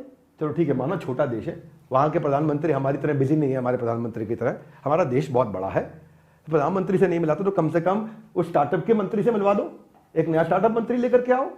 सिंगापुर को देखो, 30% सरकार खुद पैसा अपना लगाती है हर स्टार्टअप में, जो भी स्टार्टअप वो अप्रूव होते हैं उस पर लगाती है, और 5 साल के लिए। और अगर आपको बता देता हूं, आज सिंगापुर में केवल 30% स्टार्टअप फेल होते हैं 5 साल में, भारत में 90% स्टार्टअप फेल होते हैं 5 साल में। बड़ा फर्क है ये। अब थोड़ी बात करते हैं स्टार्टअप एमएसएमई के बाद इंफ्रास्ट्रक्चर की। क्यों ये सरकार इंफ्रास्ट्रक्चर पे इतना पैसा लगाती है, जिसके लिए हम सरकार की कुछ हद तक तारीफ भी करेंगे। हाँ, तारीफ करेंगे कि नहीं करेंगे भाई लोग? Thank you very much. तो इंफ्रा पे दिल खोल के बजट हुआ मेहरबान। डिफेंस के बाद सड़कों के निर्माण पे दिया ध्यान। मतलब देश को बचाना है, साथ में लाना है, आगे भी बढ़ाना है। मैं आपको आज बताना चाहता हूं जॉन एफ कैनेडी के बारे में। जॉन एफ कैनेडी क्या कहते हैं? अमेरिका के पास सड़कें अच्छी हैं इसलिए अमेरिका अमीर है। ऐसा नहीं है कि अमेरिका अमीर है इसलिए उसके पास सड़कें अच्छी हैं। क्या मतलब हुआ? बड़ी गहरी स्टेटमेंट है ये। गडकरी जी जब रोड मिनिस्टर रहे हैं अपने, तो वो भी अपने ऑफिस में बड़ा बड़ा लगा के रखते हैं। वो देश बहुत अमीर हो जाता है जहां इंफ्रास्ट्रक्चर होता है, जहां सड़कें होती हैं, क्योंकि फिर लोग व्यापार ज़्यादा कर पाते हैं, आ जा पाते हैं, कनेक्टिविटी होती है, मोबिलाइजेशन होता है, कम्युनिकेशन होता है, इन्वॉल्वमेंट, एंगेजमेंट बेटर होता है। तो देखिए, इंफ्रास्ट्रक्चर में डालने से नौकरियां बहुत तेजी से बढ़ती हैं। इंफ्रास्ट्रक्चर में डालने से जब नौकरियां आएंगी तो लोग जेब में पैसा आएगा, वो खर्चा करते हैं। जब खर्चा होता है तो इकोनॉमी बढ़ती है। जब कंजम्पशन, जब इकोनॉमी बढ़ती है तो उसमें फिर कमाई होती है, कमाई से फिर और इंफ्रास्ट्रक्चर में पैसा लगाया जाता है। इसको समझते हैं इंफ्रास्ट्रक्चर में क्यों पैसा लगाना है। आप पहले सुनिए, एक हो गया रेवड़ी बांटना, मुफ्त में कुछ देना। 1 रुपया दोगे, वो 90 पैसा इकोनॉमी की ग्रोथ में लगता है। लेकिन जब इंफ्रास्ट्रक्चर पे 1 रुपया लगाते हो तो वो जीडीपी में 3 रुपया बन जाता है। हाथ आगे लाइए। क्यों? समझ में आ रहा मेरी बात? क्या सिंपल लग रहा है, नहीं लग रहा भाई लोग? क्या है, अगर आपने फ्री में दिया किसी को, ले भाई मैंने तेरे को खाने के लिए दाल चावल दे दिया, हाँ, वो दाल चावल दोगे तो ये बेचारा अकेला खाएगा। लेकिन अगर आप इंफ्रास्ट्रक्चर पे लगाओगे तो नौकरी होगी। उसका इंपैक्ट क्या होगा? उसका इंपैक्ट है कि मटेरियल भी आएगा, लेबर भी आएगी, नौकरी भी आएगी। कैसे होगा? देखो, स्टील भी लगेगा, सीमेंट भी लगेगा, लकड़ी भी लगेगी, माइनिंग भी होगी, आप टाइलें भी लगेंगी, वहां पे सैनिटरी भी लगेगी, उसके अंदर में पेंट भी लगेगा, उसके अंदर अर्थ मूवर, कॉम्पैक्टर, जेसीबी सब लगेगा। ये थोड़ी कि मुख्यमंत्री खाली यूपी के जेसीबी एक पर्पस के लिए इस्तेमाल करेंगे। इंफ्रास्ट्रक्चर में लगा तो जेसीबी हर जगह इस्तेमाल होगी। Would you all agree with me? Yes no? Infrastructure से जॉब क्रिएशन होता है, क्योंकि वहां इंजीनियर भी आएगा, कंसल्टेंट भी आएगा, प्लम्बर भी आएगा, कारपेंटर भी आएगा, इलेक्ट्रिशियन भी आएगा, हर प्रकार का लेबर कॉन्ट्रैक्टर आएगा। कितने लोगों को नौकरियां मिलती हैं? उनकी जेब में पैसा आता है। प्लम्बर जब ज्यादा कमाता है, वो प्लम्बर जब 12,000 रुपए महीना कमा रहा था, बढ़िया नौकरी मिल गई, 25,000 महीना कमा रहा, डबल हो गया, बचे हुए पैसे को इस्तेमाल करेगा, खर्च करेगा वो। तो इसमें एक बड़ा अच्छा भारत को माला के रूप में परियोजना बनाई इन्होंने, कि भारत को एक माला सी पहनाई, इसको बोलते हैं भारत माला परियोजना। उसमें इन्होंने क्या किया? 142 मिलियन मैन डेज, 2.25 करोड़ नौकरियों की अपॉर्चुनिटी आई उससे। और जब बड़ा हाईवे बनता है तो ढाबा भी खुलता है, फूड कोर्ट भी खुलता है, रिटेलर भी आते हैं। जब बड़ा हाईवे बनता है तो वहां बाजू में नए मैन्युफैक्चरिंग यूनिट भी बनते हैं, मॉल्स भी खुलते हैं। जब बड़ा हाईवे बनता है तो रियल एस्टेट डेवलपमेंट भी होता है, वहां पे मकान भी बनते हैं, वहां पे हाई राइज टावर भी बनने लग जाते हैं। फिर वहां पे एयरपोर्ट का भी काम होता है, वहां कंजम्पशन बेहतर होता है, वहां लोग खर्चा करने लगते हैं। जब मैं आपको छोटा एग्जाम्पल नोएडा एक्सप्रेसवे का देता हूं, बहुत छोटा सा है नोएडा एक्सप्रेसवे, इतने बड़े देश में केवल 25 किलोमीटर का। परंतु जब नोएडा एक्सप्रेसवे बनते ही वहां पे 1 लाख अपार्टमेंट ऐड हो गए। हो गया कमाल भाई लोग? Yes no? कितना Noida expressway? 25 kilometre, 1 lakh apartment add हो गए, बंगलो ऐड हो गए, मकान ऐड हो गए, 1 करोड़ स्क्वायर फीट के ऑफिस आ गए वहां पे। भाई इतने लोग आ गए, ऑफिस भी आ गया, टीसीएस भी आ गया, एचसीएल भी आ गया, सैमसंग भी आ गया, जीई, जेनपेट सब आ गए, वहां पहुंच गए। जब ये आ गए तो उनके लिए बढ़िया रेस्टोरेंट भी आ गए, होटल भी आ गए, फूड चेन भी आ गए। अरे अरे अरे अरे, डोमिनोज पिज्जा 30 मिनट में घर लेके पहुंचेगा, आप बताओ हमारे आपके पास। अरे सब आ गए, वाओ मोमो, सब बढ़िया से आ रहे हैं वहां पे, खूब मजा आ रहा है इस समय। अब देखिए इसमें क्यों भंगड़ा डाला जाना चाहिए, इसमें क्या अच्छी चीज है? जब ये फंड जो है 10,000 करोड़ का अर्बन डेवलपमेंट पे इन्होंने डाला, 50 एयरपोर्ट और हेलीपैड को रिवाइव किया, जिसमें 1250 करोड़ रुपए और लगाने जा रहे हैं। हालांकि पीछे गुस्से में किसी ने चिल्लाया भी कि और एयरपोर्ट बनाओगे तो बनाने के दोगे किसको? तो उनको पता था किसकी बात कर रहे थे। हम उस पर ज़्यादा चर्चा नहीं करेंगे। उनके अभी इस समय रैंकिंग पर भी काफ़ी असर आ रहा है। जब इंसान दुखी परेशान हो तो उसको और क्या परेशान किया जाए, है कि नहीं? सुख में तारीफ करते नहीं, दुख में बुराई करने हम भी लग जाएं साथ में। ग्रीन हाइड्रोजन मिशन, तो कोई मीम भी बना रहा था कि इस रंग हरे रंग से, मैं भी हरा रंग पहन के आया हूँ, मेरी भावना आहत हो जाती है। थोड़ा इससे बाहर आओ भाई, धंधे की बात करो है जी, थोड़ा ये रंगों पे मत जाओ। हरा रंग है, कौन सा केसरिया रंग है, और कोई रंग है, बिजनेस का रंग समझो भाई, देश का रंग समझो, इकोनॉमी का रंग समझो। तो आज इन्होंने ग्रीन एनर्जी पे या ग्रीन हाइड्रोजन मिशन पे लगभग 20,000 करोड़ रुपए इन्वेस्ट करने जा रहे हैं, जिसमें 5 मिलियन मेट्रिक टन हम 2030 में पहुंचेंगे। लेकिन अमेरिका आज ऑलरेडी 10 मिलियन मेट्रिक टन पे है। वो 2023 में 10 मिलियन मेट्रिक टन पे है, हम 2030 में पहुंचेंगे। ये इन्वेस्टमेंट जरूरी थी। इससे लास्ट माइल कनेक्टिविटी होगी। 75,000 करोड़ रुपए इसके लिए लगा रहे हैं। मैं इसको समझाता हूं। आप सोचोगे यार मेरा क्या फायदा? क्या सोचोगे? भाई आपका फायदा यह है इसमें कि आपने 100 रुपए का सामान खरीदना था अपने गांव में रह के। कितने रुपए का? 100 रुपए का सामान खरीदना था। आपको पता है वो 100 रुपए के सामान में आप 16 रुपया पे कर रहे हो उस सामान को वहां पहुंचने के कारण। क्योंकि लॉजिस्टिक्स हुआ ना, सड़कों में ट्रक में भर के पहुंचे में ट्रक का तेल लगा, रास्ते में कितना खर्चा किया, ड्राइवर लगा रहा, 3 दिन वहां ड्राइव करके पहुंचा। तो आपने जो 100 रुपए का सामान बाजार से खरीदा, उसमें 16 रुपए आपने वो ट्रक वाले को, वो लॉजिस्टिक्स को चुपचाप दे दिया। आपको पता भी नहीं है। ये मैं आपको देश का आंकड़ा दे रहा हूं साधारण भाषा में। अगर ये सड़कें बन रही हैं जिस तरह से बन रही हैं, वो 100 रुपए का माल में 16 नहीं देना पड़ेगा, आपको 8 ही देना पड़ेगा। यानी कि 100 रुपए की चीज 92 रुपए की हो जाती है। इससे पूरे देश में जब भारी मात्रा में असर आता है तो वो असर बहुत बड़ा हो जाता है। 100 रुपए में 8 रुपए 16 रुपए समझ नहीं आएगा आपको। अभी हमारे साथ में मोनू पलवल में रहता है। अब पलवल में जब ये कोई सामान खरीदता है तो वो 100 रुपए के सामान में जिस ट्रक के कारण ये पहुंचा उसके लिए 16 रुपए इसकी जेब से जा रहा था, उसको पता नहीं, लेकिन आगे चल के वो 8 ही रुपए जाएगा, इसका 8 रुपए बच जाएगा। अब ऐसे ही पलवल से लेकर के आप पानीपत तक जो करोड़ों लोग रह रहे हैं उनके 8-8 रुपए बच रहे हैं हर 100 रुपए पे। यानी कि हजारों करोड़ में 8% बचना बहुत बड़ा असर आता है इससे। एक ट्वीट देख लेते हैं। राजनाथ सिंह जी भी तारीफ कर रहे हैं, $5 ट्रिलियन इकोनॉमी की तैयारी कर रहे हैं। तो आप तारीफ करेंगे, आप सरकार में। हर्ष गोयनका ने इनकी तारीफ करी, मैं दोबारा याद इसलिए दिला रहा हूं क्योंकि इस सब्जेक्ट पे फिर से तारीफ करी, वैसे पहले बता चुका हूं उनके बारे में। तो हमारा सुझाव क्या है? Keep increasing investment. हाँ, और वो आपने किया भी है। इसमें आपने क्या किया? 5.5 लाख करोड़ से आप 7.5 लाख करोड़ पे आए, 7.5 लाख करोड़ से आप 10 लाख करोड़ पे आए। तो आप लगातार इन्वेस्टमेंट बढ़ा रहे हैं, अच्छा लगा हमारे को। सड़कों पे आपने काम किया, सड़कों में 1,87,000 करोड़ से आप 2,70,000 करोड़ पे आए, 44% आपने बढ़ा दिया। सड़कें बननी जरूरी है, याद रखना। अमेरिका इसलिए अमेरिका में सड़कें इसलिए नहीं क्योंकि वो अमीर है, अमेरिका अमीर इसलिए क्योंकि उसमें सड़कें हैं। सड़कें बनने से देश अमीर बनता है, ये आपको पता नहीं चलता है। तो ये लॉन्ग टर्म विजन, मैंने ये चीज देखा है कि ये सरकार थोड़ी अलग प्रकार की, सुनती नहीं है किसी की, ये थोड़ी करेज वाली सरकार है। तो ये लॉन्ग टर्म पे काम करती है। कहते हैं वोट दो नहीं दो, बात की बात है, हम वो काम करेंगे जो अमृतकाल का काम है। ये तारीफ करने लायक बात है। जहां होगी बुराई करेंगे। सड़कों इन्होंने काफी अच्छी कंप्लीट करी है। महाराष्ट्र समृद्धि महामार्ग बनाया इन्होंने मुंबई से नागपुर, पूर्वांचल एक्सप्रेस इन्होंने बहुत बड़ा बनाया, वेस्टर्न ईस्टर्न पेरिफेरी। इसकी मेरे पास बहुत एग्जांपल थे पर मैं कट शॉर्ट कर रहा हूं आपके सामने। रेलवे पे इन्होंने काफी पैसा लगाया। अब रेलवे में पिछले 10 साल में इन्होंने 9 गुना इन्वेस्टमेंट कर दिया। 55,000 करोड़ से 2.5 लाख करोड़ पे आ गए भाई लोग। कितना? 55,000 करोड़ से 2.5 लाख करोड़, लगभग 2.5 लाख करोड़, 2,40,000 करोड़, तो 2.5 लाख करोड़ जैसा ही हो गया। वो इतना इन्वेस्टमेंट बढ़ा दिया इन्होंने रेलवे पे। अब जब रेल ज्यादा चलेगी, हर जगह चलेगी, हर जगह पहुंचेगी। नॉर्थ ईस्ट में मेरा एक दोस्त रहता है, कहता है हमारे यहां तक रेल आती नहीं है। वो रहता है अरुणाचल प्रदेश में, रेल ही नहीं आती। मैं कहा फिर क्या करते हो? बोला फिर वही गाड़ी करते हैं, टैक्सी करते हैं, कुछ करते हैं, जुगाड़ करते हैं और बैठ के इकट्ठे होकर के आते हैं, बस पे आते चढ़ के। गुवाहाटी से फिर हमारे को जुगाड़ बनता है। लेकिन अगर ये रेल बन जाए, कितनी कनेक्टिविटी बढ़ेगी, नॉर्थ ईस्ट तक समृद्धि पहुंच जाएगी हमारे देश में, वो हमारे देश का असली हिस्सा बन पाएगा। तो बड़े बड़े रेल के प्रोजेक्ट ये कंप्लीट कर रहे हैं। आपको बता दूं, इन्होंने 8 ट्रेन लॉन्च करी हैं, वंदे भारत, अभी 40 और लॉन्च करने जा रहे हैं। ये आपको जानकारी होनी चाहिए। ये केवल बजट का सेशन नहीं है। इस सेशन से आप इतना सीख जाओगे, इतना सीख जाओगे कि भाई साहब आपको कोई बेवकूफ नहीं बना पाएगा। वरना हमारे देश में लोग पौवे के लिए वोट दे देते हैं। किसके लिए? एक पौवा मिलता है, वोट दे देते। ठीक बात है कि नहीं? क्यों मोहन, तुम्हारे गांव में ये हो रहा है? वो कह रहा है हमारे यहाँ पलवल में पौवे के लिए वोट दे रहे हैं। एक पौवा दे जाता है, वोट ले जाता है। प्लीज अंडरस्टैंड, ये इसको बिल्ड करिए माइंडसेट को। क्या बिल्ड करिए? माइंडसेट को बिल्ड करिए, लर्न करिए। ये 1 स्टेशन 1 प्रोडक्ट, ये हमारा सुझाव है सरकार को।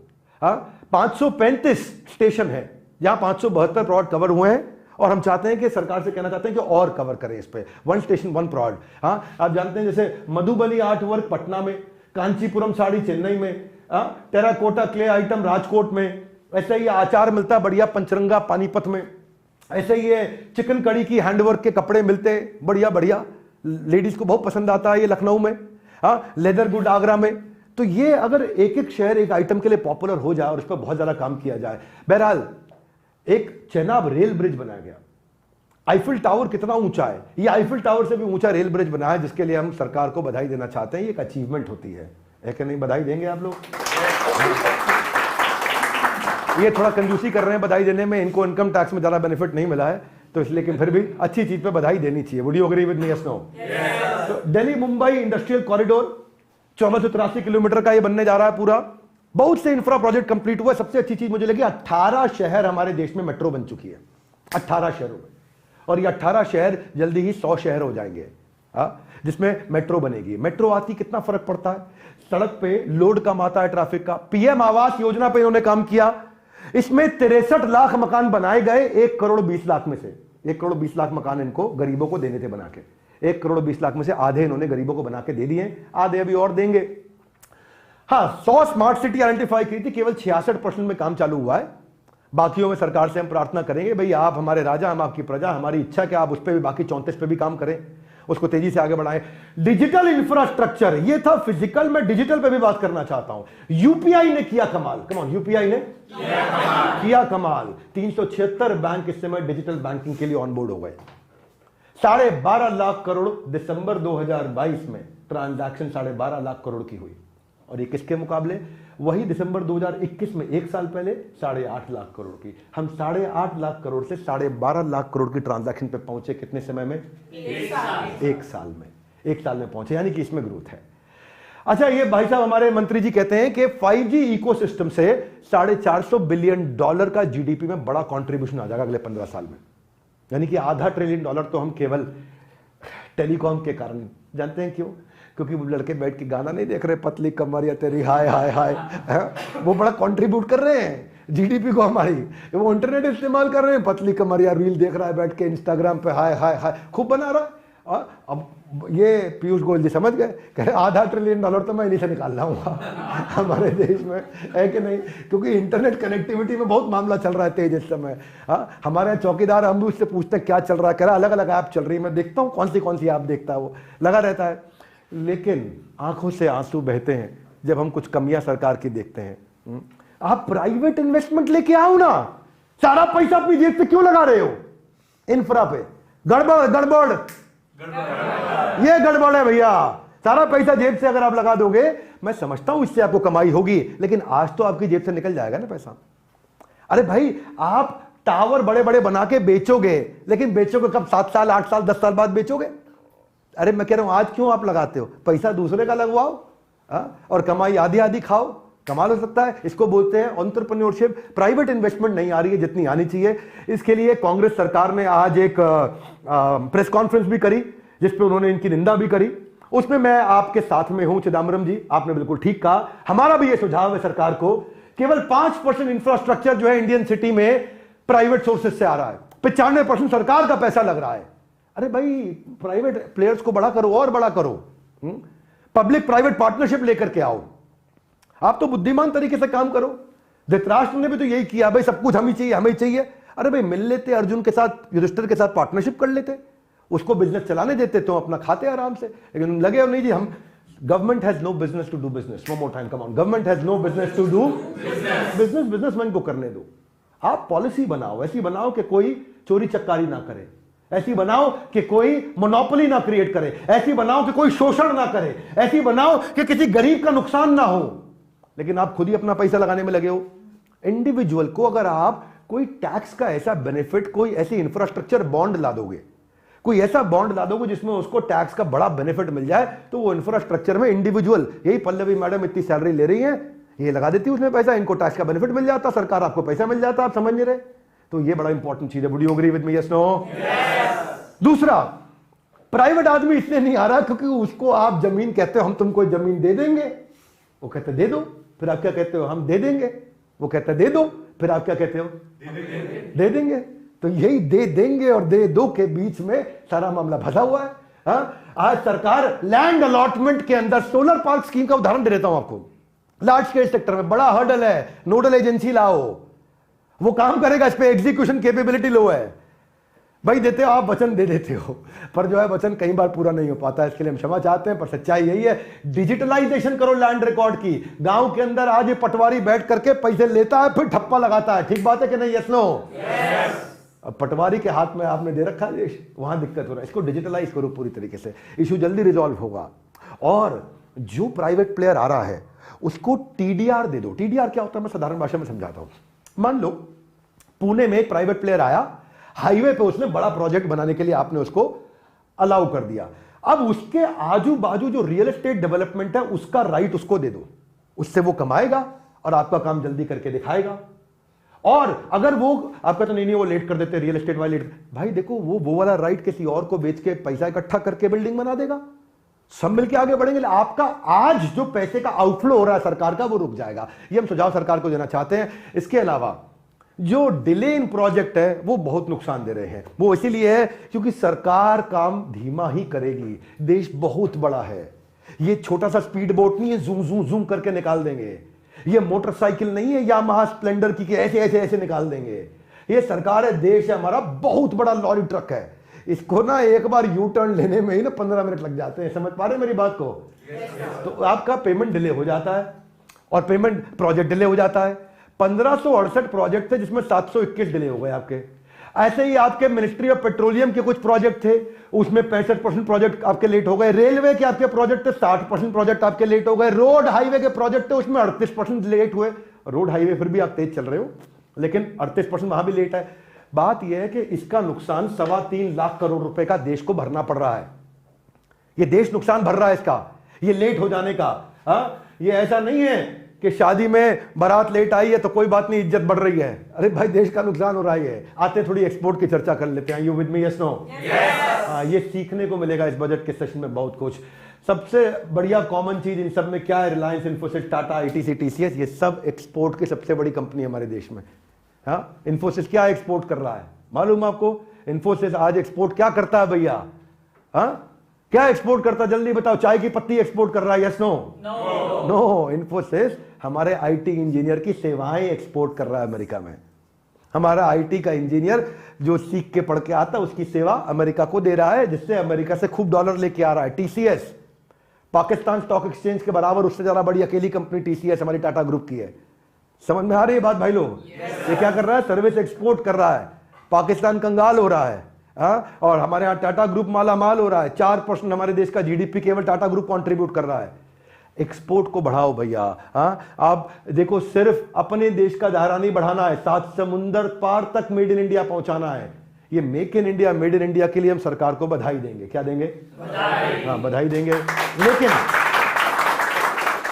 भाई इंडिया में बना के दुनिया में पहुंचाओ, हम ये कह रहे हैं। क्यों पहुंचाओ? पूछो भाई। इसलिए पहुंचाओ क्योंकि इस एफर्ट और एक्सपोर्ट से बहुत बढ़िया रिजल्ट मिलता है, क्योंकि एक्स में, एक्सपोर्ट के एक्स में है एक्स्ट्रा अपॉर्चुनिटी, एक्स्ट्रा बिजनेस और एक्स्ट्रा ग्रोथ। हाथ आगे लाइए। कैसे? देखो, ऐसे कि इंडिया ने पिछले कुछ दिनों में सालों में अच्छा परफॉर्म किया। 1972-73 से 2022-23 तक 30-50 साल के अंदर हम लोग $2 बिलियन से आज $750 बिलियन पे पहुंच चुके हैं। लगातार हमने ग्रोथ लिया है। अब लेकिन और तेज ग्रोथ हो सकता था। लग्जमबर्ग, हांगकांग, सिंगापुर, ये पूरे एक्सपोर्ट पे चल रहे हैं, बहुत पैसा कमा रहे हैं। इनकी पर कैपिटा इनकम बहुत हाई है। इंडिया का कंट्रीब्यूशन ग्लोबल जीडीपी के अंदर, जो इंडिया का शेयर है ग्लोबल एक्सपोर्ट्स में, वो केवल आज भी 1.5% है। यानी कि इंडिया इतना बड़ा है, इतना बड़ा है। अपन कितनी पॉपुलेशन होंगे दुनिया की? 20% से ज्यादा पॉपुलेशन होंगे अपन दुनिया की। ठीक बात है कि नहीं? 20% पॉपुलेशन, 15% पॉपुलेशन हम दुनिया की है, और हम केवल 1.5%। यानी कि अभी अपन 10 गुना तो ग्रो कर सकते हैं अगर हमारे देश के व्यापारी आज दुनिया में माल बेचें। हाथ आगे लाए। क्यों बेचें? अभी बताता हूं क्यों बेचें। पहले समझो कि हमारी जीडीपी के प्रपोर्शन में जो हमारा आज एक्सपोर्ट है, वो इराक, घाना, किर्गिस्तान कोई देश है? किर्गिस्तान है, कोई ना जाए किर्गिस्तान, उससे भी पीछे चल रहे हैं हम। आप समझ रहे हो? घाना, अफ्रीकी देश घाना है नहीं, घाना भी खा रहा है एक्सपोर्ट का बढ़िया खाना, और हम मचा रहे हैं यहां केवल बहाना।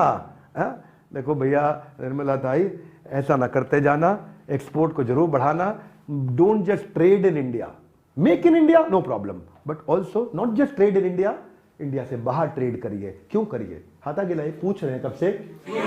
देखो, इसलिए करिए क्योंकि वही आइटम का ज्यादा पैसा अमेरिका देता है। इंडिया में उस आइटम का 100 रुपया मिलता है, अमेरिका में उस आइटम का 250 रुपया मिलता है।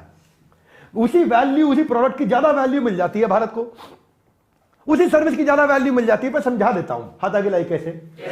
देखो, भारत का एक सॉफ्टवेयर इंजीनियर 30,000 रुपया महीना लेता है। कितना? वही इंजीनियर की सेवा अमेरिका में बेच दो, एक्सपोर्ट हो गया। उसी इंजीनियर की सेवा अमेरिका को बेच दो, वो आपको 2.5 लाख रुपए महीना मिलना शुरू हो जाएगा, 2,40,000 में। तो 30,000 रुपए से हमारी इनकम निर्मला ताई 2,40,000 रुपए एक आदमी पे पहुंच गई। और ऐसे ही आप 1 करोड़ आदमियों को 30,000 से जब 2,40,000 पे लेगा, जनता बहुत है हमारे पास, उसमें कोई दिक्कत नहीं, हमने इसमें कोई कमी नहीं छोड़ी है। हमारे देश में बहुत जनता है। सब थोड़ा एक्सपोर्ट में उनको लगाओ, आगे बढ़ाओ। आप देखो तो 30,000 से 2,40,000 पे आ गए फट से। तो निर्मला ताई, आपसे प्रार्थना है एक्सपोर्ट पे और समय लगाइए, क्योंकि अर्निंग जो है वो डॉलर में हो रही है, अर्निंग जो है यूरो में हो रही है, और उसकी वैल्यू अपने से बहुत ज्यादा है। उससे क्या होगा? हमारे एसएमई को पुश मिलेगा, छोटे व्यापारी को पुश मिलेगा, उसको खूब वैल्यू मिलेगा। और लास्ट 2 साल में हमने अच्छा किया है, ऐसा नहीं है, मैं केवल बुराई नहीं करूंगा। 420 बिलियन डॉलर की हमने एक्सपोर्ट करी है पिछले साल। और चाइना का यह नंबर खैर आज से 18 साल पहले था जो हमने पिछले साल अचीव किया है। अपन 18 साल पीछे चल रहे हैं चाइना से। वैसे तो हम बहुत तैयार हैं एकदम बॉर्डर पर खड़े होने के लिए, लेकिन हम पीछे हैं अभी उनसे। अपने को कवर अप करना। हाथ आगे लाए। कैसे करेंगे? रेवड़ी बांट के नहीं करेंगे। हमारे यहाँ सरकार कैसे बनती है मालूम आपको? पलवल में पौवा देखे कि पलवल एक उदाहरण के लिए बोल रहा हूं। ऐसा नहीं कि पलवल के कोई नेताजी आ जाए हम पे कल को FIR कर देंगे, भाई आपने ऐसा बोला, हम तो पलवल के नेताजी। मुद्दा ये उदाहरण के लिए बोला, कोई लड़का पलवल से खड़ा हमारे साथ में, तो ये चाइना के सामने खड़े होने का समय आ गया। हाथ आगे लाए। कैसे? देखिए, ऐसे है कि हमारा जो वर्ल्ड ट्रेड में अभी शेयर है वो 1.7% है, और चाइना का 12% है। हमसे चाइना 7 गुना आगे है इस समय। लेकिन पेंडेमिक के बाद से चाइना का मामला डावाडोल हुआ है। वो अपनी ग्रोथ रेट में ग्रो आज भी कर रहे हैं पर स्लोएस्ट कर रहे हैं। वो जितनी ग्रोथ रेट थी उनकी पिछले 25 साल में सबसे धीमी चाल हो गई है, आगे बढ़ने वाली चाल। बढ़ रहा है आगे, लेकिन धीमी गति से बढ़ रहा है। और इंडिया भी बढ़ रहा है आगे, तेज गति से बढ़ रहा है। थोड़ा और तेज करें। और कैसे करें भाई साहब? दुनिया से इन्वेस्टमेंट अट्रैक्ट करके लेके आओ। लेबर हमारे देश में $150 पर मंथ की है और लेबर चाइना में $1200 पर मंथ की है।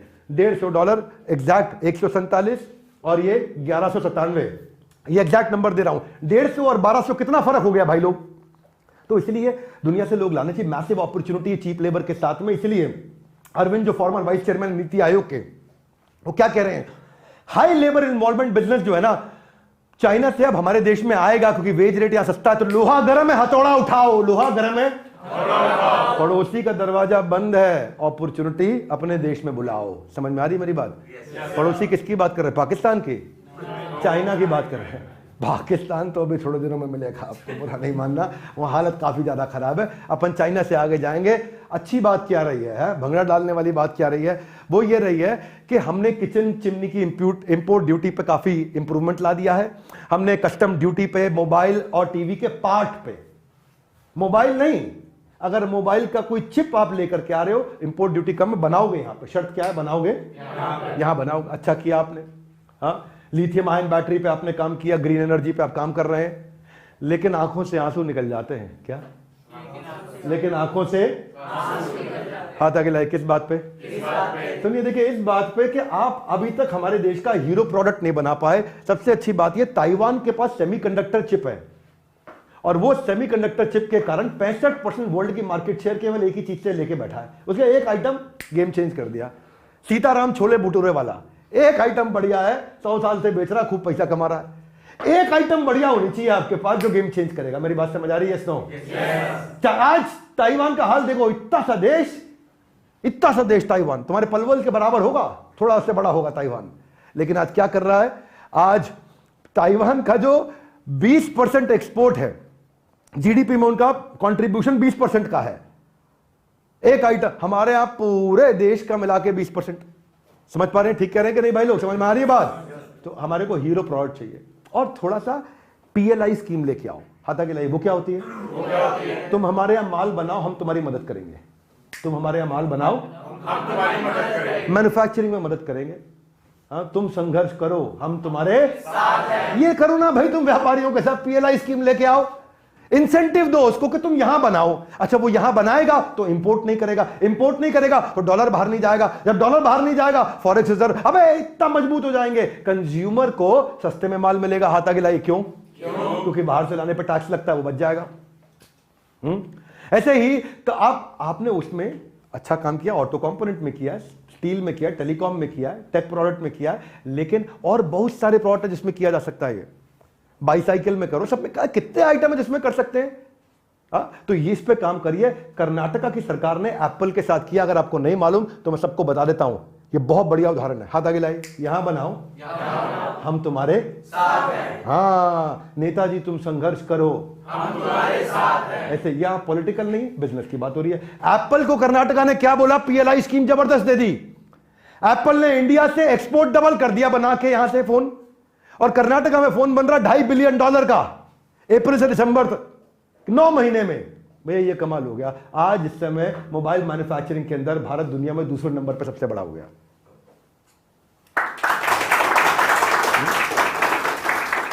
आप ये समझ लो भाई, आज हम $30 बिलियन पे हैं, ये अगले 3 साल के अंदर $130 बिलियन हो जाएगा, ये एस्टिमेटेड है। हाथ आगे लाइए। कैसे? तुम यहां बनाओ, हम तुम्हारे साथ हैं। मदद करो बिजनेसमैन की, तुम बनाओ, साथ दो उसका। पीएलआई ये होता है। हाँ, ये वो प्रोडक्शन लिंक्ड इंसेंटिव है कि आप प्रोडक्शन यहां करो, बाहर से नहीं लेकर के आएंगे। यहां ज्यादा बनाएगा तो एक्सपोर्ट भी होगा, फिर कमाई होगी। मुद्दा ये बड़ा सरल है, भारत में ऐसे बनेगा। अब एक मेरा को निर्मला ताई आपसे थोड़ी दुख है बात का, क्रिप्टो पे बात क्यों नहीं करी आपने? ये कंप्लीट मिस है। आंखों से आंसू आते हैं क्रिप्टो पे। आप, मुझे लग रहा है आपकी तैयारी नहीं है। क्रिप्टो पे तैयारी क्यों नहीं? देखो, आपके आरबीआई गवर्नर कुछ बोल के चले गए, आपने पूरी बात करी नहीं। प्राइवेट को क्या कह रहे हैं गवर्नर साहब? क्या कह रहे हैं? शक्तिकांत दास गवर्नर साहब, वो बोल रहे हैं कि ये क्रिप्टो करेंसी ट्रेड जो है 100% स्पेक्युलेटिव है। स्पेक्युलेटिव का मतलब क्या हुआ भाई? जुआ सट्टा। और अगर इसको ग्रो करने दिया तो अगला बड़ा financial crisis private crypto currency के कारण देश में आएगा।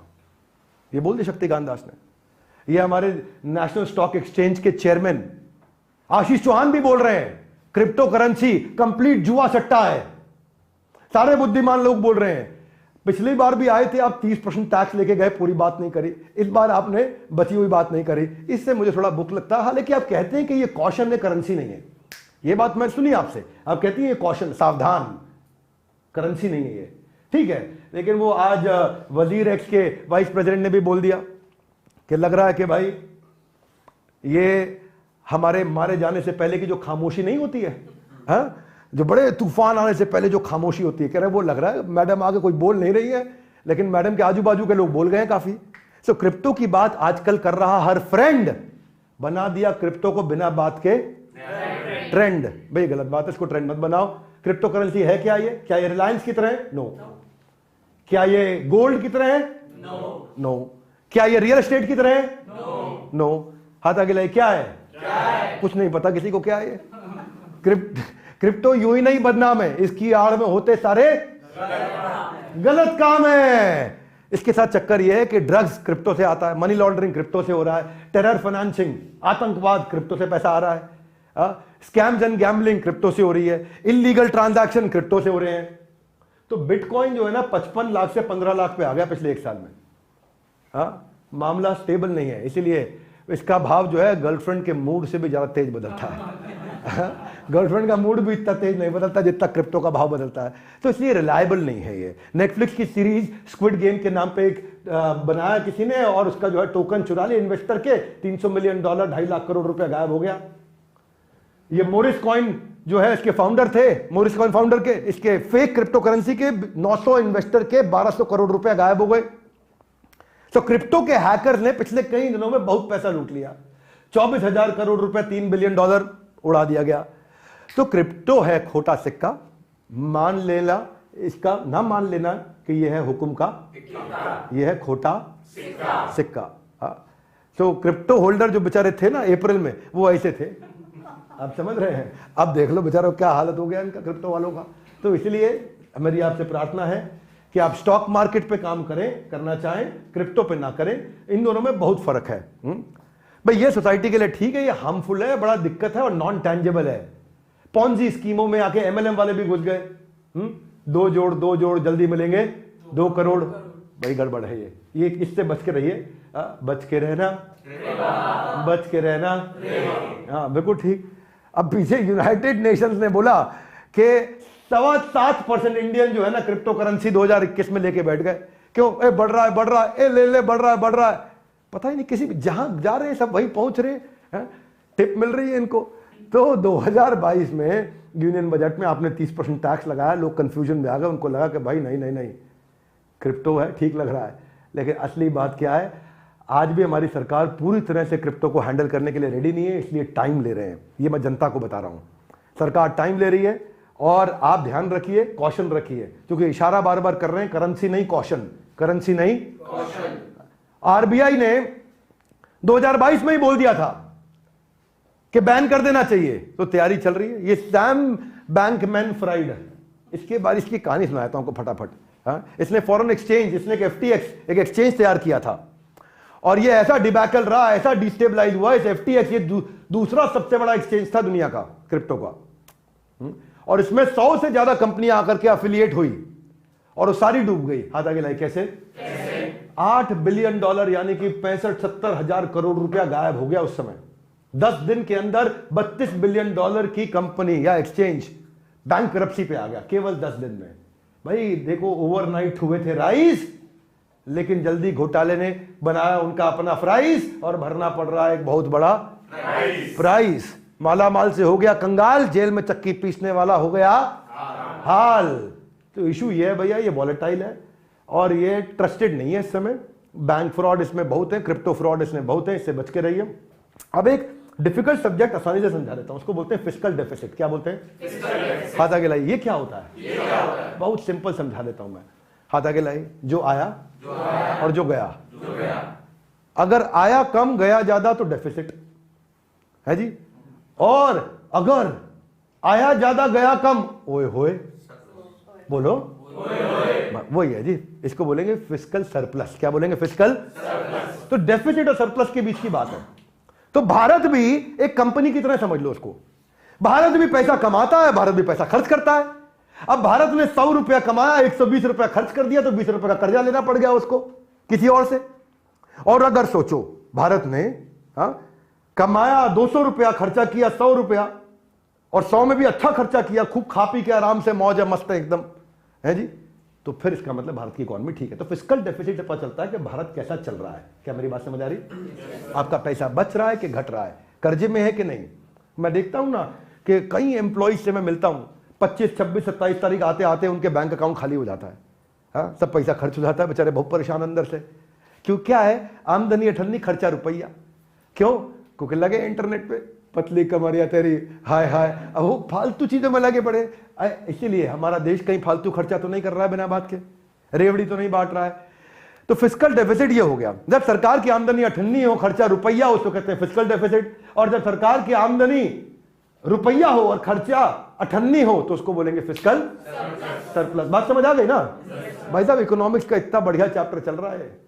ये वीडियो केवल इसलिए नहीं देखना कि बजट समझ रहे हो, ये इसलिए देखना कि भाई साहब आप सीख जाओगे कि देश चलता कैसे है। नहीं तो क्या है, सरकार तो पहुआ में बन जाती है। किसमें बनती?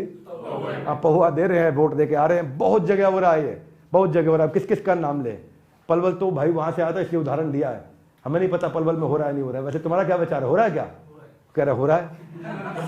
सरकार का कैश बर्न जो है फिस्कल डेफिसिट है, तो यानी कि पैसा गवा रहे हैं, कमा नहीं रहे हैं। मनीष तिवारी जी ने आके इसके बारे में बात करी, इन्होंने बुराई करी इस बजट की। ठीक है, आपको करनी है क्योंकि आप इस समय विपक्ष में हैं, आप कर सकते हैं, तो इसलिए मैंने आपका भी नाम लिया करके। धन्यवाद, आपने ट्वीट किया, थोड़ा समय लगाया। आमदनी वो है जो बाप घर लाता है, खर्चा वो है जो बेटे की जेब में जाता है। और जब बेटे की जेब में खर्चा ज्यादा जाता है, बेटे हमें यहां पे, बेटा अगर खर्चे का पर्चा बढ़ाएगा तो बाप बच नहीं पाएगा, कर्जे में जाएगा। कहां जाएगा? कर्जे में जाएगा। तो वही इनकम और एक्सपेंस जो है, आप कमाई कहां से होती है सरकार की? सरकारी कमाई होती है कॉर्पोरेट के टैक्स से, इनकम टैक्स से, उसकी कस्टम ड्यूटी से कमाई होती है। ये डिफेंस पे खर्च करते हैं, क्योंकि क्या बीच में आपका बाजू में पड़ोस में देश है जिसके घर में बिजली नहीं है पूरे देश में, वो लगा रहता है अपना, है जी, कुछ ना कुछ करूंगा, तो आपको डिफेंस पे पैसा लगाना पड़ता है। आप एजुकेशन पे पैसा लगाते हैं, आप किसानों के साथ में कुछ पैसा लगाते हैं। ऐसे ही आपको जीएसटी से कमाई होती है, आप कुछ कहते हैं किसी कंपनी को विनिवेश करके, डिसइन्वेस्टमेंट से आपकी कमाई होती है, डिविडेंड से कमाई होती है, या आप कोई नया प्रोजेक्ट बनाया, सड़कें बनाई, रेलवे बनाया, एयरपोर्ट बनाया, उसमें खर्चा हो जाता है। इंटरेस्ट पेमेंट करते हो क्योंकि आपने विदेश से कर्जा ले रखा है, उनको इंटरेस्ट भी तो दोगे ना भैया। वहां खर्चा कर देते हो आप। ग्रांट एंड एड पे खर्चा। ग्रांट एंड एड क्या हो गया? मैं बिजली फ्री देता हूं, मैं क्या फ्री देता हूं, और काफी कुछ फ्री, खाना फ्री देता हूं, पानी फ्री देता हूं, मैं आपके राज्य में सरकार बनाएंगे, हम आपको बिजली सबको फ्री दिलाएंगे हम। तो वो क्या है? वो ग्रांट है, ग्रांट एंड एड है। उसमें सरकार का खर्चा हो जाता है। तो सरकार को कमाने पे सोचना चाहिए, खर्चे को संभालना चाहिए, और जनता को, प्रजा को खुश भी रखना चाहिए। इसमें स्ट्रगल होता है, और वही स्ट्रगल में 15 दिन, 1 महीना निर्मला ताई कमरे के अंदर अपनी टीम के साथ बंद रहती हैं और बजट बनाती हैं। वही सारा जुगाड़ है, पूरा सब वही है। उसमें कुछ अच्छा भी होता है, कुछ बुरा भी होता है। अब आपको तय करना है। फिस्कल डेफिसिट में आपको जरा यहां दिखा देता हूं, एक चार्ट समझा देता हूं। इंडिया कोविड के बावजूद स्ट्रांग पोजीशन पे रहा है। 2022 में हम लोग 9.5 से 6.25% यानी कि 6.7% पे आ गए हैं। हमारा डेफिसिट घटा है। इनका भी, हम भी हमसे ज्यादा है फिस्कल डेफिसिट। अब देखिए, चाइना हमारे आजू बाजू है, अमेरिका का बहुत ज्यादा हो गया, अमेरिका में हालत खराब चल रही है इस समय। तो आप ये देखेंगे कि हमारा जो टारगेट है अब 4.5% का हो गया, तो हम 6.5 से 4.5 पे आ रहे हैं। ये बेसिकली ये हमारा टारगेट है इस समय, यहां जा रहे हैं हम इस समय। आज हम यहां पहुंच चुके हैं लगभग, और यहां से यहां जा रहे हैं। तो ये इसी का इंटेलिजेंस कैसे होता है, ये मैंने आपको बताया। रेवड़ी दोगे 1 रुपए की तो 90 पैसे की इकोनॉमी ग्रो करेगी। इंफ्रास्ट्रक्चर पे लॉन्ग टर्म पे पैसा लगाओगे 1 रुपए का तो 3 रुपए की इकोनॉमी ग्रो करेगी। तो इसलिए वो 90 पैसे की इकोनॉमी तुरंत ग्रो कर जाती है, 3 रुपए की इकोनॉमी ग्रो करने में 3 से 5 साल लग जाते हैं। ये मुद्दा है सारा का सारा। तो अब ताई ने जो घर संभाला है, समझदारी से खर्चा थोड़ा घटने वाला है। आप देखेंगे कि फिस्कल डेफिसिट ड्यू टू, सबसे अच्छी चीज है इसमें फायदा क्या हुआ है, हमने कमाई इन्होंने टैक्स से बहुत अच्छी करी है, इंटेलिजेंटली करी है, जीएसटी से की है इन्होंने। जब फिस्कल डेफिसिट बढ़ता है तो सरकार को बहुत इंटरेस्ट देना पड़ जाता है, क्योंकि भाई जिससे पैसा लोगे, आप पैसा किससे लेते हो? महाजन से, मुनीम से पैसा लेते हो बाजार में। हाँ, 10% ब्याज गांव में लेते हैं ना लोग, आपका उदाहरण दे रहा हूं मैं। तो हमारे यहां भी एक महाजन मुनीम है, वर्ल्ड बैंक या और बैंक समझो, विदेशी फंड, उनसे सरकार पैसा लेकर के आती है, भाई हम पे पैसा कम हो रहा है, दे दो आप पैसा।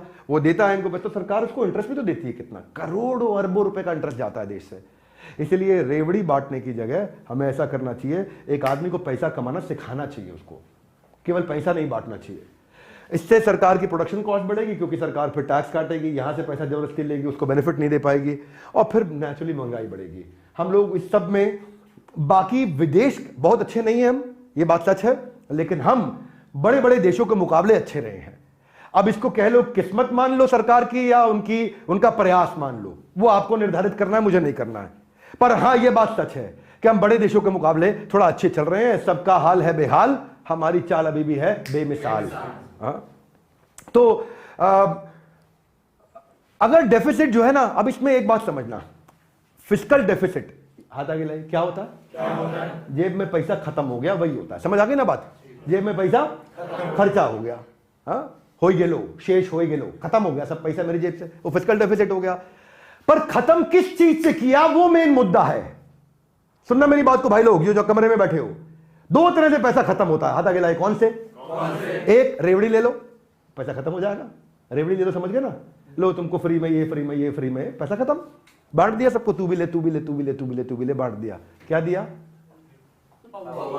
हाँ, वोट के लिए पैसा खत्म होता सरकार का। दूसरी तरफ एक और तरीका है, ऐसी चीज पे पैसा लगाओ जो आगे चल के हमको कमा के देगी।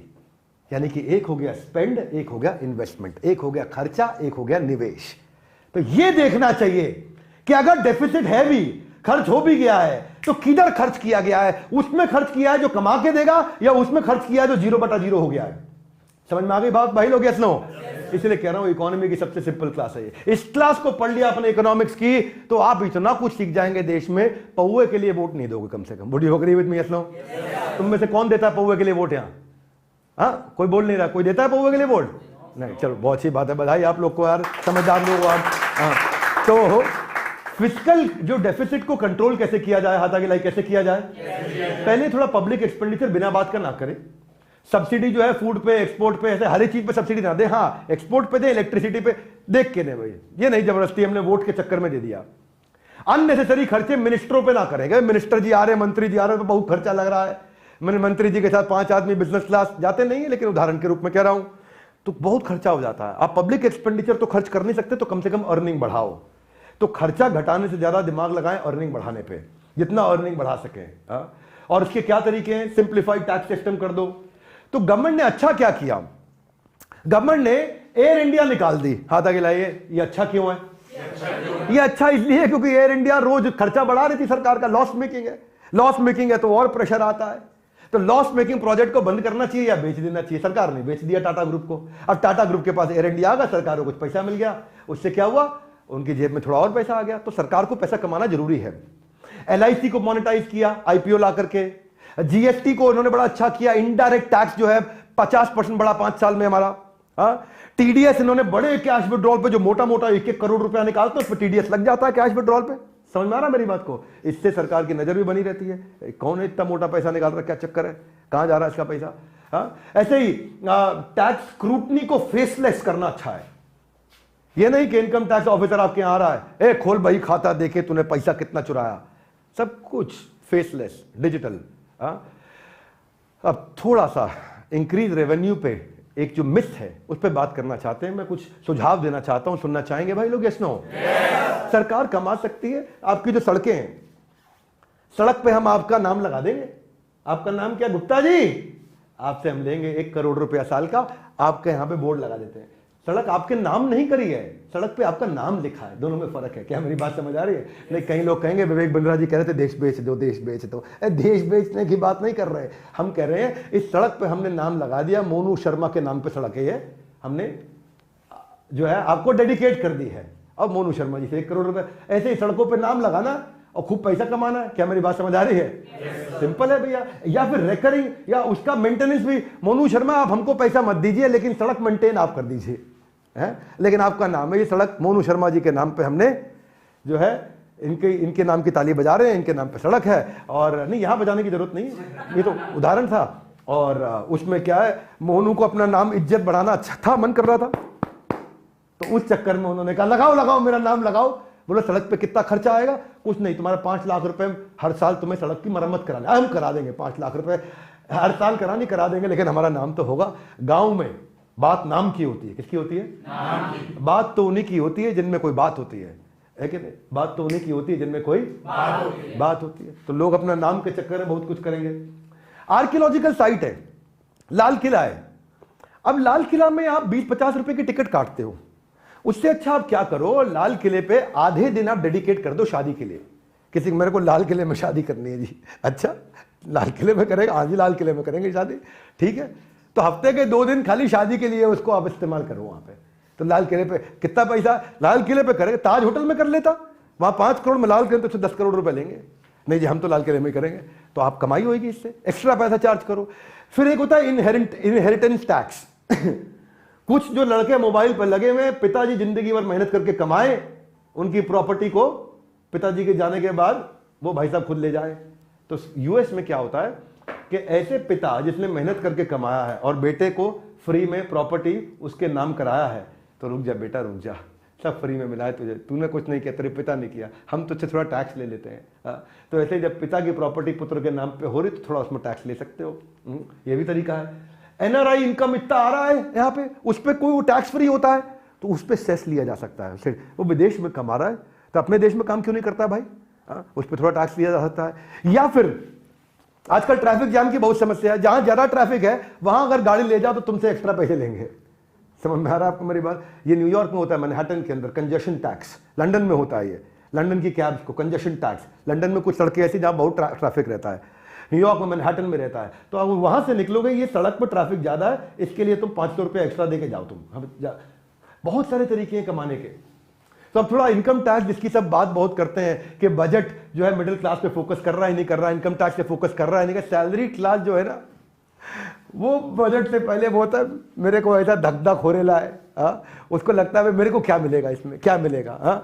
तो ये भी लगा हुआ है देखने में, भाई मी looking for income tax announcement in budget. इसको कुछ नहीं देखना था, बस इनकम टैक्स देखना था स्लैब बैठ करके। ये स्लैब उसी का वेट कर रहा था, है कि नहीं है? तो एक सर्वे होता है, 83% लोग जो है ना मिडिल क्लास लोग कह रहे हैं कि भैया इनकम टैक्स पे ध्यान दो आप, उसमें कितना हो रहा है। कल एक एफएम वाला मेरा इंटरव्यू ले रहा था, बोले बिंद्रा जी बाकी सारी बातें छोड़ो, एमएसएमई ये वो इधर उधर, ये बता दो कि भाई इनकम टैक्स कितना कम हो रहा है। एफएम पे वो बता, लोग वही क्योंकि मिडिल क्लास लोग बेचारा वो देख रहा होता है। लेकिन असलियत आपको मैं समझा देता हूँ। हाँ, चाहे ये लगे हुए अपना टाइम आएगा, अपना टाइम आएगा, लगे हुए हैं कि भाई इनकम टैक्स कम होगा, खूब पोल हो रहे हैं और 80% लोग बोल रहे हैं पोल के अंदर कि भाई टैक्स कम कर दो, बट टैक्स ना हो गया, फिल्म की हीरोइन हो गई, सबको हीरो बनकर उसको बचाना है, भाई टैक्स ही बचाना है, टैक्स बचाना है। तो वो भी लगी हुई बीच में, सर इनकम टैक्स वाले भी लगे हुए, मीम खेल जाते हैं अपने, आजकल मीम का जमाना है। वो क्या कह रहा है, tag that friend who acts poor but has lot of money at home. जैसे घर में पैसा पड़ा है लेकिन वो याद नहीं, लमरेटर का स्कूटर कानपुर में लेकर के परफ्यूम वाला हजारों करोड़ रुपए घर के तहखाने में लेके बैठा, कह रहा है ऐसे को टैग कर दो। ये भी बेचारे लगे, अच्छा चुटकुला ऐसा खेल जाते हैं। तो डायरेक्ट टैक्स जो था हमारे देश में वो 12.25 लाख करोड़ रुपए इकट्ठा हुआ, लेकिन इस दफा 15.25 लाख करोड़ रुपए इकट्ठा हुआ। 25% ग्रोथ लेकर के आई निर्मला ताई, बहुत बढ़िया, बधाई आपको, आपने अच्छा पैसा कमाया। लेकिन अंदर की बात बताते हैं आज आपको, हमारे देश में कितनी जनसंख्या भैया? 140 करोड़। कितनी? 140 करोड़ में केवल 4 करोड़ लोग टैक्स फाइल करते हैं, और उसमें से भी जो बाकी लोग सब कहते हैं 4 करोड़ लोग, 4.25 करोड़ टैक्स फाइल करते हैं, उसमें से भी 3.25 करोड़ लोग जीरो टैक्स फाइल करते हैं। कहते हैं मैं टैक्स फाइल कर रहा हूं लेकिन मेरी तो इनकम यही नहीं कि मैं टैक्स दे पाऊं। तो एक्चुअली जो टैक्स देने वाला आदमी है वो बहुत कम है हमारे देश में। तो इसीलिए ये जो बेनिफिट है ये केवल 1.5 करोड़ लोगों को मिलता है। 140 करोड़ लोगों में से केवल 1.5 करोड़ लोगों को टैक्स का बेनिफिट मिलता है, इनकम टैक्स का, यानी कि only nearly 1% of the population. इसी चक्कर में सरकार का इसमें बहुत इंटरेस्ट नहीं है। नहीं है। सरकार कहती है 99% को फायदा नहीं है, खाली 1% को होगा। ये 1% लोग वही है जो ट्विटर पे लगे रहते हैं, ये वही लोग हैं, ये और कोई नहीं है। अच्छा, जो नीचे वाला है उसकी वैसे ही इनकम नहीं, वो तो लगा हुआ है, आपको पता है वो कौन सा गाना गा रहा है जी। अच्छा, जो कमा रहा है वो ट्विटर पे लगा। तो सरकार इन पे ध्यान। आयकर विभाग ने बोला इस बार आपको आयकर में छूट दे रहे हैं, अब क्या चाहिए? बोला आय चाहिए। बोला आय तो है नहीं, छूट दिए जा रहे हैं आप हमारे को। तो टैक्स जो है ना, इनकम सबको बढ़ाना है पर टैक्स नहीं चुकाना है। सो बहुत स्मार्ट लोग हो गए हैं। मैं सरकार को सुझाव देना चाहता हूं भाई, मेरा सुझाव आपको यह है, ये लोगों से ज्यादा टैक्स लेने के चक्कर में टैक्स चोर लोगों को पकड़ो आप, जो टैक्स देना चाहिए था पर दे नहीं रहे हैं, उनको पकड़ो, उससे कमाई बढ़ेगी। क्या मेरी बात समझ आ रही है? अब वो बेचारे को देखो आप, पलवल वाले, बल्लभगढ़ वाले को, इनसे टैक्स लेने में लगे हो, ये तो बेचारा दे ही देगा। जो चोरी कर रहा है उससे टैक्स निकालो। हाथ आगे लाइए, कैसे चोरी करते हैं आपको सिखा नहीं रहा हूं, पर थोड़ा सा बता देता हूं। लोग अपनी तनख्वाह लेते हैं, मां के नाम पे, अपनी पत्नी के नाम पे, उससे तनख्वाह डिवाइड हो जाती है, स्लैब कम हो जाता है, टैक्स बचाते हैं। कॉर्पोरेट में बहुत हो रहा है, पकड़े गए तो 2 गुना है, जेल भी हो सकती है, एम्प्लॉयर को भी, एम्प्लॉय को भी। फेक एक्सपेंसेस दिखाते हैं बिजनेस में और उससे अपना जो है फेक बिल सबमिट करके टैक्स बचा लेते हैं। सैलरी फेक एम्प्लॉय के अकाउंट में। एक शार्क टैंक के जज थे, नाम नहीं लूंगा उनका, अभी तो नहीं है वो, तो वो उनके यहां बड़ी दिक्कत हुई उनकी कंपनी में। उन्होंने बहुत सारे गांव के फेक एम्प्लॉय दिखा रखे थे, उनके नाम पे तनख्वाहें इशू करते थे और उससे अपना टैक्स बचाते थे। यूनिकॉर्न कंपनी पकड़ी गई, वो बड़ी बदनामी भी हुई उनके पीछे। तो ये टैक्स जो इवेजन हुआ है, सीएसआर एक्टिविटी के नाम पे भी बहुत करते हैं, चंदे के नाम पे एनजीओ बना लेते हैं, वहां से टैक्स गायब करते हैं। तो मैं ये कहूंगा कि भाई ये लोग जो है ना, प्राण जाए पर टैक्स ना जाए, इनको पकड़ो। जीएसटी फ्रॉड आपने पकड़ा 55,000 करोड़ रुपए का लास्ट 2 सालों में। ये आर्टिफिशियल इंटेलिजेंस लेके आई है सरकार, है जी। टेक्नोलॉजी ढूंढ रही है कि त्यागी जी तुमने टैक्स तो नहीं चुराया है, टेक्नोलॉजी ढूंढ के निकाल के लेके आ रही है। तो उसके लिए सरकार को बहुत बधाई। मेरे विचार में इनकम टैक्स का स्लैब कम करना चाहिए, थोड़ा किया आपने, उसके लिए धन्यवाद, और कम करना चाहिए। और टैक्स चोरों को पकड़ने का टेक्नोलॉजी लाना चाहिए। अगर आप टैक्स चोरों को पकड़ने का टेक्नोलॉजी लाएंगे, उससे सरकार को अब अच्छा देश को कमा के दिखाएंगे। धन्यवाद, मेरे हाथ से गिर गया था, पकड़ा। अब खुशी की बात क्या है जी? खुशी की बात यह है कि आपने स्लैब थोड़े रिवाइज किए, टैक्स स्लैब को लेकर आपने सालों से नहीं छुआ है। हर बार इतना टैक्स लेते और कहते हो मोगैम्बो खुश हुआ है। तो जो है 2017-18 से कोई चेंज नहीं हुआ, आपने इस बार पहली बार चेंज किया। इसलिए वो सलमान खान डांस भी कर रहा था कि ऐसा पहली बार हुआ है 8-9 सालों में, 17-18 सालों में नहीं, 8-9 सालों में हुआ है। तो इनकम टैक्स स्लैब आप चेंज करके लाए। तो इंसेंटिव जो है आपने बढ़ा दिया है कि नए टैक्स रिजीम पे लोग घुस जाएं, अच्छी बात है। आपने 7 लाख से आपने 5 लाख को 7 लाख का कर दिया जीरो टैक्स। आपने 42% वाले को 39% पे लेके आए। कैसे लेकर के आए? क्योंकि आपने 37% से 25% जो है सरचार्ज कर दिया है जी। लेकिन ये किसके लिए किया मालूम? अमीर आदमी के लिए। आपको बाद में समझ में आया, मैं उतना अमीर तो हो नहीं। पहले तो आप अक्षय कुमार की तरह नाच लिए, लेकिन बाद में आपको जब असलियत समझ में आई तो, लेकिन आंख से आंसू आते हैं, कितना आंसू बहते हैं। हाथ आगे लाइए। कब? जब आप टैक्स पेयर को जो टैक्स दे रहा है उसको कोई बेनिफिट नहीं दे रहे। देखो भाई, इसको बोलते हैं कैरेट एंड स्टिक। क्या बोलते हैं? अगर कोई अच्छा काम कर रहा है तो उसको कैरेट दो, नहीं कर रहा है तो स्टिक से पीटो। तो मैंने ये बता दिया कि भाई कैसे टैक्स चोरों से और पैसा निकालें। लेकिन जो अच्छा कर रहा है तो जिस व्यवहार पे दोगे पुरस्कार, उसी को दोहराया जाएगा बार बार। हाथ आगे लाइए। कैसे? देखो भाई, ऐसे अभी आप खाली सर्टिफिकेट देते हो, सर्टिफिकेट का मैं क्या करूंगा? बुरा नहीं मानना, मैं क्या करूंगा? आपको क्या करना चाहिए? टैक्स पेयर को स्पेशल फील कराना चाहिए। हाथ आगे लाइए। बात दिल को छू जाए, बिल्कुल है। कैसे? अब सरकारी ऑफिस में लंबी लाइनें हैं, परेशानियां हैं, उसको आधार पे, उसको पासपोर्ट में, इमिग्रेशन में, म्युनिसिपल ऑफिस में उसको प्रायोरिटी मिलनी चाहिए। ये टैक्स देता है, सीधा लाइन अंदर। इसको सिनेमा हॉल की लाइन सीधा अंदर। इसको एम्स में बेड नहीं मिल रहा, टैक्स पे तुरंत बेड दिलाओ भाई, इसके लिए अलग कोटा रखो। कोटा उसके लिए रखो जो देश को आगे बढ़ा रहा है। क्या मेरी बात समझ आ रही है? इसको बोलते हैं मेरिटोक्रेसी। लाउडली क्या बोलते हैं? मेरिटोक्रेसी। भाई जो दे रहा है उससे कुछ और बेनिफिट दो। ठीक है, आप पैसा मत दो उसको, पर फील तो कराओ ना। एयरपोर्ट पे खड़ा हो, पूरी लाइन लगी हो, वो टैक्स पेयर का कार्ड दिखाए, अलग लाइन में निकल जाए तो उसको भी लगा रहे भैया। और सामने वाला भी देखो टैक्स देता है ये, है, तो बाकी लोग लाइन में भी, उनको भी मन में चुभे, टैक्स देता है, बिजनेस क्लास अपग्रेड हो गया, टैक्स देता है, लाउंज में जा रहा है, तो बाकी लोग भी करेंगे, है जी। तो पूरा का पूरा देश करेगा बार बार, क्योंकि आपने इस व्यवहार पे दिया काफी पुरस्कार। So effort that is appreciated gets repeated. One more time, come on. Effort that is appreciated gets repeated. आप उसको मेट्रो में इजी कर दो, आप उसको सेपरेट चेक इन दो, आप हॉस्पिटलाइजेशन सरकारी अस्पताल उसको बेनिफिट दो, आप उसको जब आप अगर कोई 10 साल तक बढ़िया दे रहा है तो उसके नाम पे एक सड़क का नाम घोषित कर दो, है जी। हाँ, घनश्याम लाल मार्ग, रामलाल मार्ग, छगन लाल मार्ग, मगन लाल मार्ग, उसके नाम पे एक मार्ग कर दो, बात बन गई भाई, खुश हो जाएगा अगला आदमी। दूसरा, मैं हेल्थ केयर पे क्विकली अब और 5-7-10 मिनट लूंगा। आपको बहुत कुछ हमने सिखाने का प्रयास किया है, इसमें बहुत सीखने को मिलेगा। इससे पहले कि हम हेल्थ केयर के डिटेल पर ध्यान दें, जरूरी है कि इंडिया के योगदान का करें सम्मान, इससे पहले कि हेल्थ केयर के डिटेल पे दें थोड़ा सा ध्यान। Are you ready? Okay. India ने 60% वैक्सीन पूरी दुनिया को दी। कमाल कर दिया भाई, कमाल कर दिया, बधाई। ये निर्मला सीतारमण ने बोला है, उन्होंने नहीं दी है, दी हमारे यहाँ प्राइवेट कॉर्पोरेट्स ने है, हमारे यहाँ ऑर्गेनाइजेशन ने दी है, कंपनीज ने दी है, पर निर्मला सीतारमण का नाम मैंने लिखा, इसका मतलब ये नहीं कि उन्होंने दी है। हाँ, उनकी आपको तारीफ है, आपने फैसिलिटी में कहीं ना कहीं थोड़ा उसको फैसिलिटेट किया, फैसिलिटी को बढ़ने के लिए। लेकिन भारत के व्यापारियों ने बहुत अच्छा काम किया। कोविड वैक्सीन के दौरान 220 करोड़ डोजेस इंडिया और पूरी दुनिया को हमारे देश ने दी है। Are you with me guys? Come on. Vaccine की संजीवनी बूटी देश विदेश तक पहुंचाना है हमारी ड्यूटी। ये है संजीवनी बूटी। कमाल कर दिया भाई हमारे देशवासियों ने। हमारे यहाँ वैक्सीन किंग साइरस पूनावाला, उनकी आज उनके लिए जरूर हमारे को ताली बजानी चाहिए। यूएस ने, अमेरिका ने बोला कि भारत का बहुत बड़ा रोल था दुनिया को इस बीमारी से बाहर निकालने में। इंडिया ने 98 देशों को अपने देश से वैक्सीन बना करके भेजी है। इससे कमाई भी करी है और लोगों की मदद भी करी है। This is fantastic. आप देखो, वेंटिलेटर हमने बनाए, पहले वहां पर 3 वेंटिलेटर बनाने वाली कंपनियां थी देश में, वो केवल 10,000 यूनिट रोज के बनाती थी। आज वेंटिलेटर बनाने वाली 25 बड़ी कंपनियां हैं जो कि 2 लाख यूनिट रोज बना सकती हैं। कमाल हो गया भाई। और ब्राजील का जो राष्ट्रपति, उन्होंने तो हमारे को प्रभु हनुमान के साथ कंपेयर कर दिया। और क्यों कंपेयर किया? संकट कटे मिटे सब पीड़ा, वैक्सीन का जब से उठाया हमने बीड़ा। हाँ, जय बजरंगबली। तो why health care is important for an economy?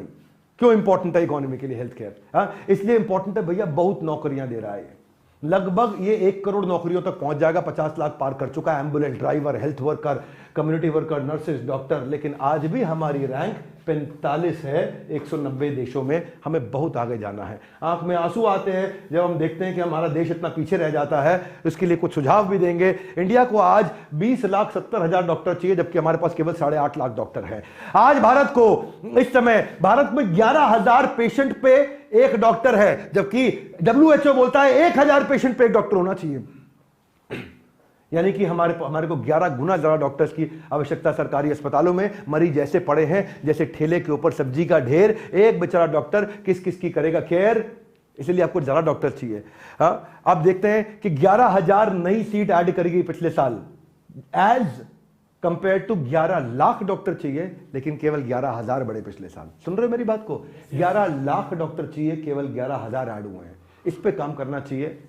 Nurses आज हमारे पास हाफ है जितनी रिक्वायरमेंट है, यानी कि हमारे पास 1.5 नर्स है 1,000 पेशेंट पे, और होनी चाहिए 3 नर्स 1,000 पेशेंट पे। तो हमारे पास नर्सेज बढ़ानी है। हमारे पास 1.25 लाख आईसीयू बेड है, हमें चाहिए 7 लाख आईसीयू बेड। तो हमारी प्रार्थना है सरकार से कि हेल्थ केयर पे हम इतना स्पेंड नहीं कर रहे जितना हमें करना चाहिए। हेल्थ केयर पे स्पेंड हमारा बढ़ना चाहिए। इसको बहुत नहीं बढ़ाया गया है। मैं आपको कंपैरिजन दिखा देता हूं, ये बुरा लगेगा देखने में आपको।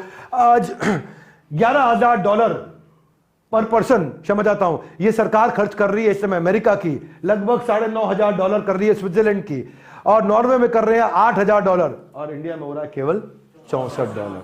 ये हेल्थ केयर स्पेंड है। इसका मतलब क्या है? इंडिया आज हेल्थ केयर स्पेंड के मामले में घाना, कीनिया, नाइजीरिया, जाम्बिया, अफ्रीकी देशों से भी पीछे चल रहा है। इंडिया को हेल्थ केयर पे और स्पेंड करना है। कुछ अच्छी चीजें भी हैं। आपने 157 नर्सिंग कॉलेज बढ़ा दिए, जिसके कारण कुछ नर्सेज और आएंगी। 7 करोड़ आपने गरीबों को, गांव के अंदर आदिवासियों को सिकल सेल एनीमिया के ट्राइबल एरियाज में टेस्ट करने के लिए आपने कुछ पैसा लगाया। 1250 करोड़ रुपया आपने फार्मास्यूटिकल R&D पे पैसा लगा रहे हो, दवाइयां बनाने पे लगा रहे हो। अच्छी बात है। भारत माँ के बजट में फार्मा का रखा ख्याल, फार्मा, हाँ, ये भारत माँ के बजट में फार्मा इंडस्ट्री यानी कि दवाई की इंडस्ट्री, लेकिन आंख से आंसू बहते हैं जब हम देखते हैं कि आपका बजट पे आप लगा रहे हैं 3.9% पर होना चाहिए कम से कम 6% ऑफ जीडीपी। मैं समझा पा रहा हूं? 3.9% ऑफ जीडीपी लगा रहे हैं, 6% ऑफ जीडीपी लगाना चाहिए हेल्थ केयर इंफ्रास्ट्रक्चर पे। क्यों? क्योंकि 70% टोटल हेल्थ केयर स्पेंड आज भी प्राइवेट प्लेयर्स का है, सरकार इसमें नहीं लगा रही है पैसा। आपने क्या किया है, थोड़ा सा इंक्रीज किया है पिछले साल के मुकाबले, 3.5-4% आपने इंक्रीज किया है इस बजट में। आप अगर इंश्योरेंस में टैक्स बेनिफिट दें ज्यादा, आज 50% से ज्यादा पॉपुलेशन जवानों की है हमारे देश में, और पेनिट्रेशन बहुत कम है टैक्स इंश्योरेंस पे। आप नहीं करा रहे लोग अभी तक मेडिक्लेम, अपना मेडिकल इंश्योरेंस नहीं करा रहे हैं, बहुत पेनिट्रेशन करना है। मैंने पिछले बजट में यह सुझाव दिया था कि टेलीकॉम कंपनियों को बोलो कि वो साथ में जो भी आदमी 5G 4G का इस्तेमाल कर रहा है उससे 70 रुपया महीना एक्स्ट्रा ले लें और उसका इंश्योरेंस कर दें। अगर उससे 70 रुपया और छोड़ो, कुछ नहीं, 150 रुपया साल का ले लें, छोटा इंश्योरेंस कर दें उसका। तो इससे क्या होगा, हमारे देश में 85 करोड़ इंटरनेट मोबाइल यूजर हैं और 85 करोड़ लोगों का इंश्योरेंस रातों रात हो जाएगा। क्या मेरी बात समझ आ रही है? क्योंकि एक बड़ी बीमारी आती है ना, घर बिक जाता है, कर्जे में चला जाता है आदमी, गहने सोना जेवर सब बिक जाता है एक बड़ी बीमारी में, इतना नुकसान होता है। तो आप मेडिकल टूरिज्म, मेरा अगला सुझाव है, क्योंकि मेडिकल टूरिज्म में इंडिया में हेल्थ केयर सस्ता है आज भी, एक अच्छी बात है। इंडिया ग्लोबल हब बन सकता है मेडिकल टूरिज्म का। हील इन इंडिया, जैसे मेक इन इंडिया, ऐसा क्या होना चाहिए, हील इन इंडिया होना चाहिए। मोस्ट प्रेफर्ड डेस्टिनेशन बन सकता है ये। अभी भी एशिया में हम 3rd नंबर पे, दुनिया में हम 20वें नंबर पे हैं, क्योंकि दुनिया भर से बहुत लोग आ रहे हैं इलाज कराने। आज हमारा रेवेन्यू $6 बिलियन का है, ये $13 बिलियन हो जाएगा अगले 3 सालों के अंदर। तो आप देख रहे हैं Afghanistan, Oman, Bangladesh, Maldives, Kenya, Iraq से आ रहे हैं, बड़े देशों से नहीं आ रहे अभी भी। सरकार को इस पे काम करना चाहिए। यूरोप और सेंट्रल एशिया से जब बाहर से लोग बहुत आएंगे, इससे बहुत फायदा होगा हमारे को। इंडिया में बाईपास सर्जरी बहुत सस्ती है, 60% कम कॉस्ट पे होती है अमेरिका के मुकाबले। इंडिया में हेयर ट्रांसप्लांट 5 गुना सस्ता है अमेरिका के मुकाबले या बड़े कनाडा जैसे देशों के मुकाबले। तो प्राइवेट प्लेयर्स को बोले कि मेडिकल टूरिज्म के लिए और फैसिलिटी डेवलप करें। और फाइनली मैं कुछ एजुकेशन पे बात करना चाहता हूं, ये बहुत महत्वपूर्ण है। Would you all agree with me? Yes, no? ये बजट का सेशन आपको कम से कम 2 या 3 बार इसलिए देखना चाहिए क्योंकि आप इसमें सीखोगे। ये सीखने के लिए ज्यादा है, केवल सरकार की तारीफ और निंदा करने के लिए नहीं है। ये मेरी जिम्मेदारी बनती है। एजुकेशन जो है ये फ्यूचर का एक पासपोर्ट है। एजुकेशन फाउंडेशन है हमारे देश की, शिक्षा फाउंडेशन है। एजुकेशन से ही एम्प्लॉयबिलिटी आती है, एजुकेशन से ही गरीबी खत्म होती है, एजुकेशन से ही सोशल डिविडेंड या सोशल मार्जिनाइजेशन समाप्त होता है, गरीब और अमीर का अंतर खत्म होता है। इंडिया आज 2nd लार्जेस्ट मार्केट हो चुका है ई लर्निंग का। एजुकेशन ने जब से टेक्नोलॉजी से लिफ्ट ली है, दोनों ने मिलकर के विकास की गाड़ी पकड़ ली है। ये एडटेक में हम आगे आए हैं। 45,000 डिग्री कॉलेज है, 1,000 यूनिवर्सिटी है हमारे देश के अंदर, लेकिन जीडीपी स्पेंड एजुकेशन का बहुत कम है। आज छोटे छोटे देशों के मुकाबले भी कम है। आज आप देखते हैं ये 5%, 5%, 5.5%, 3.5%, 5.5%, हम 3% पे हैं। हम लोग बहुत पीछे हैं अभी। हमारे को मिनिस्ट्री ऑफ एजुकेशन के हिसाब से हमारे को इस समय 43 टीचर से हम 43 बच्चों पे एक टीचर से 26 बच्चों पे एक टीचर पे आ गए हैं, यानी कि हर 26 बच्चों के लिए एक टीचर हो गया हमारे देश में। तो ये एक अच्छी चीज है, बधाई उसके लिए, गुड थिंग। क्या हर 26 बच्चों पे एक टीचर हो गया है। वो टीचर को पढ़ाना आता है कि नहीं आता पता नहीं। वो स्पेलिंग लिखता है GOOGLE, क्या बना, गुलगुले। गूगल को बोल रहा है गुलगुले। तो हमारे यहाँ टीचर अच्छी क्वालिटी के होने चाहिए। बढ़ रहे हैं टीचर, लेकिन ये नंबर हमारे यहां जो 26 बच्चों पे एक टीचर है, अमेरिका के अंदर वो 15 बच्चों पे एक टीचर है। मैं आपको फर्क समझाता हूं। टेक्नोलॉजी बढ़ रही है एंटरप्रेन्योर और स्टार्टअप के कारण, पर स्कूल एजुकेशन का इंफ्रास्ट्रक्चर पीछे है। इसमें दिल्ली सरकार ने अच्छा काम किया है, आम आदमी पार्टी सरकार ने दिल्ली के सरकारी स्कूलों को अच्छा किया है। हम चाहेंगे कि पूरे देश के सारे सरकारी स्कूल के बच्चे अच्छे होने चाहिए, सरकारी स्कूल अच्छे होने चाहिए। एडटेक का कैपिटल बन गया बायजूस के आने से हमारा देश, लेकिन 6,000 स्कूलों के अंदर हमारे देश में बिल्डिंग ही नहीं है, स्कूल ही नहीं है, पेड़ के नीचे स्कूल चल रहा है। एडटेक ने 77,000 करोड़ रुपया रेज किया है बाजार से, इकट्ठा किया है बाजार से, लेकिन 77% सरकारी स्कूल में बिजली कनेक्शन ही नहीं है। एडटेक क्या कर लेगा? 77% स्कूल में, 77, हर 100 में से 77 स्कूल ऐसे हैं जहां स्कूल में बिजली नहीं है। हाँ ठीक है, धूप में बैठ के पढ़ लेते हैं, कोई बात नहीं। हाँ, एडटेक डिजिटल एजुकेशन पढ़ा रहा है, लेकिन 9.5 लाख स्कूल है जहां पे कंप्यूटर ही नहीं है स्कूल में, तो डिजिटल एजुकेशन क्या सिखाओगे आप? आज एडटेक के कारण कॉस्ट इफेक्टिव अप्रोच आ रही है, क्वालिटी एजुकेशन आ रही है, लेकिन 87% स्कूल हमारे देश के अंदर वहां पे इंटरनेट ही नहीं है, तो आप एडटेक क्या कर लेगा उसमें? तो इसमें कुछ राज्यों ने अच्छा काम किया है, जैसे केरला बेस्ट रहा है इसमें। कौन सा? केरला नंबर 1 पे रहा है। ऐसे आंध्रा, पंजाब, राजस्थान, गुजरात, महाराष्ट्र और चंडीगढ़ ने अच्छा किया है, पर यूपी सबसे पीछे रह गया है इसमें। यूपी को आज स्कूल के इंफ्रास्ट्रक्चर को इंप्रूव करने के लिए उत्तर प्रदेश को बहुत काम करना बाकी रह गया है, उनको इस पे काम करना चाहिए। केरला की बेस्ट प्रैक्टिस क्या थी? हाथ आगे लाइए। केरला आगे क्यों निकला? इसलिए निकला क्योंकि टेक्नोलॉजी फ्रेंडली एजुकेशनल एनवायरनमेंट लेके आया सरकार ने। वहां किया आईसीटी करिकुलम का हिस्सा बचपन से ला दिया। आईसीटी क्या होता है समझते हैं ना? Information and communication technology. ICT को बचपन से सरकारी स्कूल में ले आए वो। तो केरला का सबसे अच्छा प्रैक्टिस रहा इसके कारण। इंडिया यूएस में एजुकेशन सिस्टम में यूएस बहुत ज्यादा बेहतर है हमसे। इंडिया में जो है 6 से 14 साल तक के बच्चों को पढ़ाई फ्री है, यूएस में 12वीं तक के बच्चों को पढ़ाई फ्री है। यहां पढ़ाई फ्री तो है हमारे देश में, लेकिन पुअर इंफ्रास्ट्रक्चर, स्कूल है ही नहीं, बिजली है ही नहीं, कंप्यूटर है ही नहीं, इंटरनेट है ही नहीं। यहां पे सब बहुत आउटस्टैंडिंग चल रहा है स्कूल यूएस के अंदर। तो इसलिए हमारे को एजुकेशन पे पैसा लगाना पड़ेगा। हम लोग 3% लगाते हैं जीडीपी का। हमारी जीडीपी छोटी सी है, $3.5 ट्रिलियन की, उसका 3% लगाते हैं। ये यूएस हमसे 15 गुना ज्यादा पैसा लगाता है। वो $23 ट्रिलियन का 6% लगा रहा है। क्या मेरी बात समझ आ रही है? हाथ आगे लाइए। हम छोटे का छोटा लगा रहे हैं, वो बड़े का बड़ा लगा रहा है। क्या मेरी बात समझ आ रही है? छोटे का छोटा बहुत छोटा हो जाता है, बड़े का बड़ा बहुत बड़ा हो जाता है। इसलिए अमेरिका आज भी 15 गुना ज्यादा स्पेंड कर रहा है। तो इंडिया को अगर आगे जाना है, गरीब को और अमीर को, इन दोनों के जो बहुत बड़ा बढ़ता हुआ फासला है उसको खत्म करना है, उसका एक ही तरीका है, रियल एजुकेशन।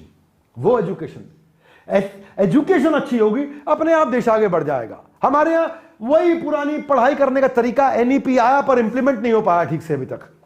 पर अमेरिका में ज्यादा सब्जेक्ट है, अपनी मर्जी का चूज करो। तुमको क्या आता है, क्या भाता है, बाजार क्या चाहता है। जब भाई तू मेरे वो कर जाता है तो सबको पता है कि इतना ग्रोथ मिल जाता है कि उसके बराबर टक्कर पे कोई खड़ा नहीं हो पाता है।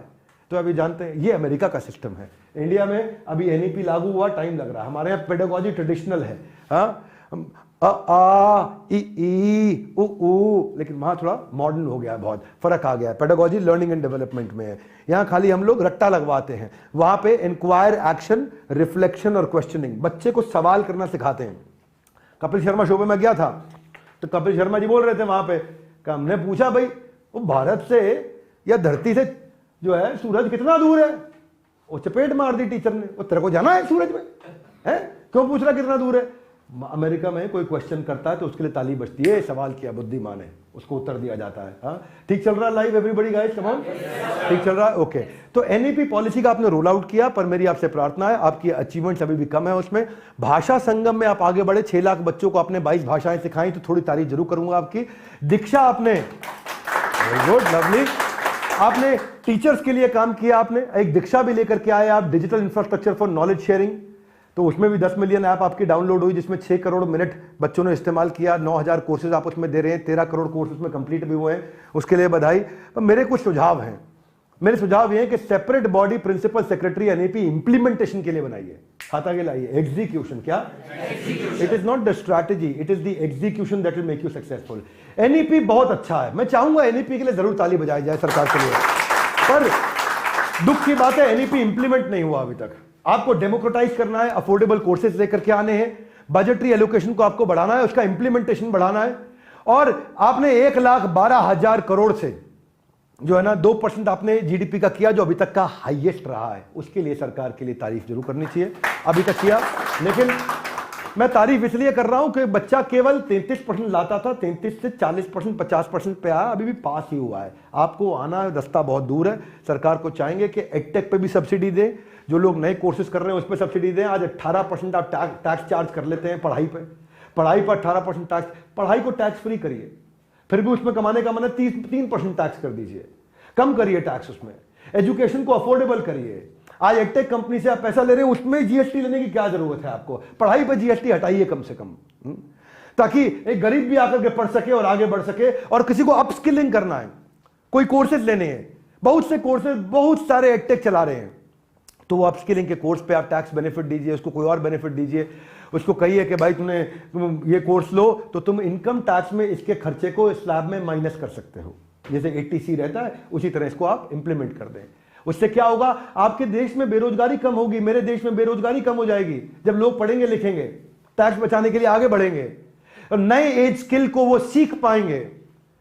अब जब पढ़ेगा इंडिया तभी तो आगे बढ़ेगा इंडिया। भाई इस पे मदद करिए आप उनको। तो बहुत सारे मैंने आज कॉन्सेप्ट पे चर्चा करी। मेरा मन था एग्रीटेक पे भी और बात करने का, कुछ और एजेंडास पे बात करने का, पर समय की कमी, मैंने ओवर एक्सीड कर लिया समय, क्योंकि मेरी इच्छा केवल ये नहीं बताना था कि क्या घड़ा, क्या घटा, क्या बढ़ा। लोगों के लिए आज बजट का मतलब होता है कि क्या महंगा हुआ, क्या सस्ता हुआ। मेरे लिए बजट का मतलब होता है कि हम देश को सिखाएं, उसको एजुकेट करें, उसको ऐसी ऐसी शिक्षा दें कि उसके बाद जब बुद्धि आएगी तो समझ में आएगा देश आगे कैसे बढ़ता है। नहीं तो वोट पौवे पे वोट दे देता है। हमारे साथ जुड़े रहने के लिए, बजट का सबसे सुंदर, सबसे आसान विश्लेषण को समझने के लिए हमारी टीम जिसने मिल करके ये लाइव प्रेजेंटेशन हमारे साथ में बनाई और पूरी तैयारी करी, उनकी भी तारीफ और उनको भी बधाई देने के लिए आप सबका हृदय की गहराई से प्रेम पूर्वक बहुत बहुत Hey guys, make some noise! Colin! चाहता हूं जरूर शेयर करिए, इससे देश का बहुत भला होगा, बहुत सीखने को मिलेगा। बहुत बहुत धन्यवाद।